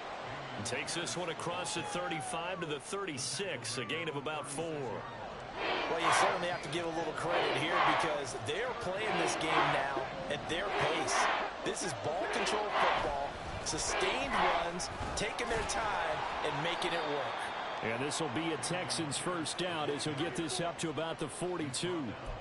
Well, it wasn't a goal line situation, but how about the goal line formation on 3rd and short? They went in, went heavy.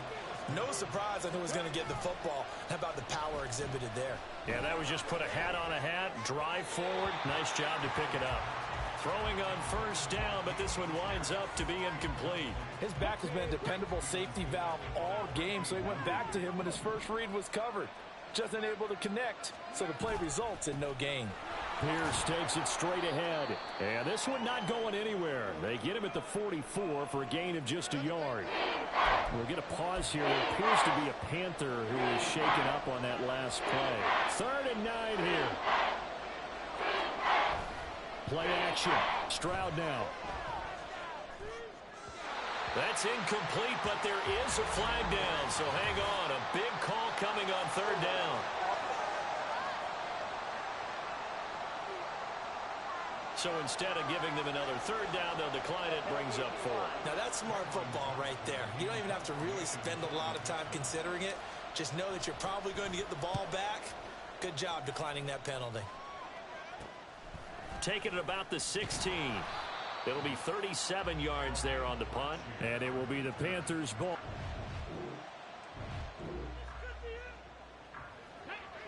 Now following the field goal, what can this offense do? We're about to find out. Stroud off the play fake. Oh, he tries to force it in, and it's intercepted. Picked off by Von Bell. He's on his way. And they will be set up now as he brings this thing all the way back inside the...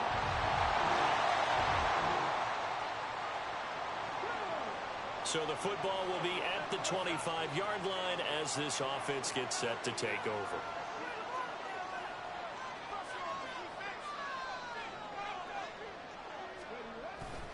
On the ground, it's Pierce to begin the drive. And he's going to be dropped following a pickup of 7 past the 30 to the 32.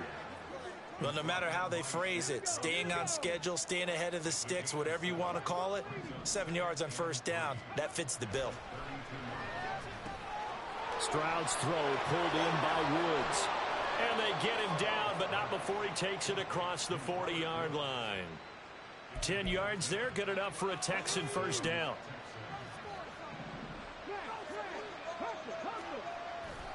Handoff right side to Pierce. And he's able to get this one out closer to midfield across the 45. And give him 4 yards there. It'll be 2nd and 6. On the handoff, running left, Singletary. And he is going to be stopped cold behind the line of scrimmage. Now they're going to be dealing with a 3rd and 7 as that one officially a loss of 1. So 7 yards from the first down here as they come up to the line of scrimmage. Stroud on 3rd down now. And this pass broken up. And the contact well timed there. And now 4th down. Here's Cameron Johnston now as he'll punt it away for the 2nd time. This is away, but boy, headed straight for the sidelines. And this will pin him nicely inside the 20 as it's out of bounds at about the 4.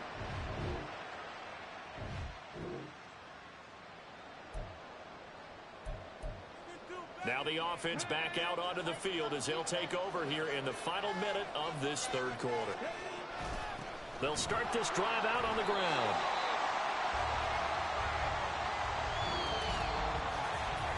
Three quarters have come and gone. And we're back now in Charlotte. It's Texans football, but they trail here as we get started in the 4th quarter.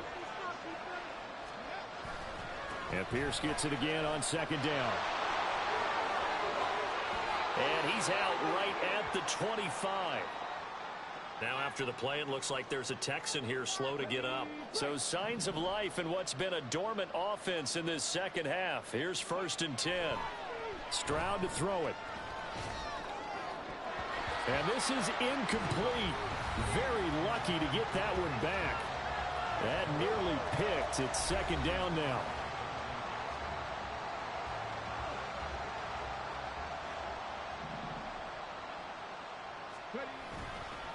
Now a handoff for Pierce. And this will be a gain of 5 as he gets it to the 30. That 2nd down play call was not to pick up the 1st down. It was to accomplish what they did to get them into a manageable 3rd down because they had incompletion on 1st down, so they were behind the sticks, so to speak. They needed to make up some ground, and they did. Caught by Woods. And it's not going to be enough here. A gain of 4, about 2 feet short of the marker, 4th down. One thing I think that's safe to say defensively, the tackling's been really good. And because of that, it's been very, very hard for them to move the ball because you're not getting the benefits of run after catch. You're tackling them almost on the spot. That means you have to run extra plays, harder to move it. Just a gain of 3, but they'll certainly take it as they convert on 4th down. Give to Pierce. And for one of the few times here today, this run's not going to go anywhere. No gain on the play there, 2nd down.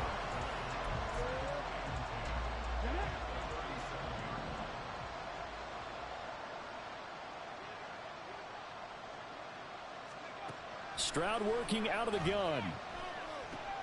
He'll get the hook up there to Woods. And able to get this one across the 45 before he's brought down. They call his number again. It's his 6th catch and a 1st down. And they'll go play action here with Stroud. And this is caught. It's Brown. And he'll get this one down near the 20-yard line, just shy of the 20. So the big play gets him all the way down to the outskirts of the red zone here for 1st and 10. Back to the ground with Pierce. And maybe a measure of revenge there. He's had his way in this one, but this time they get him behind the line. See the athleticism there of Brian Burns stopping him behind the line. A rare misstep on that last play because the drive has been strong, but now it's 2nd and 12. He finds his target. It's Schultz. They get 11 back on that one. It leads to 3rd down. Coaches always harp on the quarterback reading the defense and getting it to the open man. That's good recognition there. And how about what he did after the catch? Yeah, hit your tight end. Let him get some rack. Yeah, when he... And he's in. Touchdown, Houston.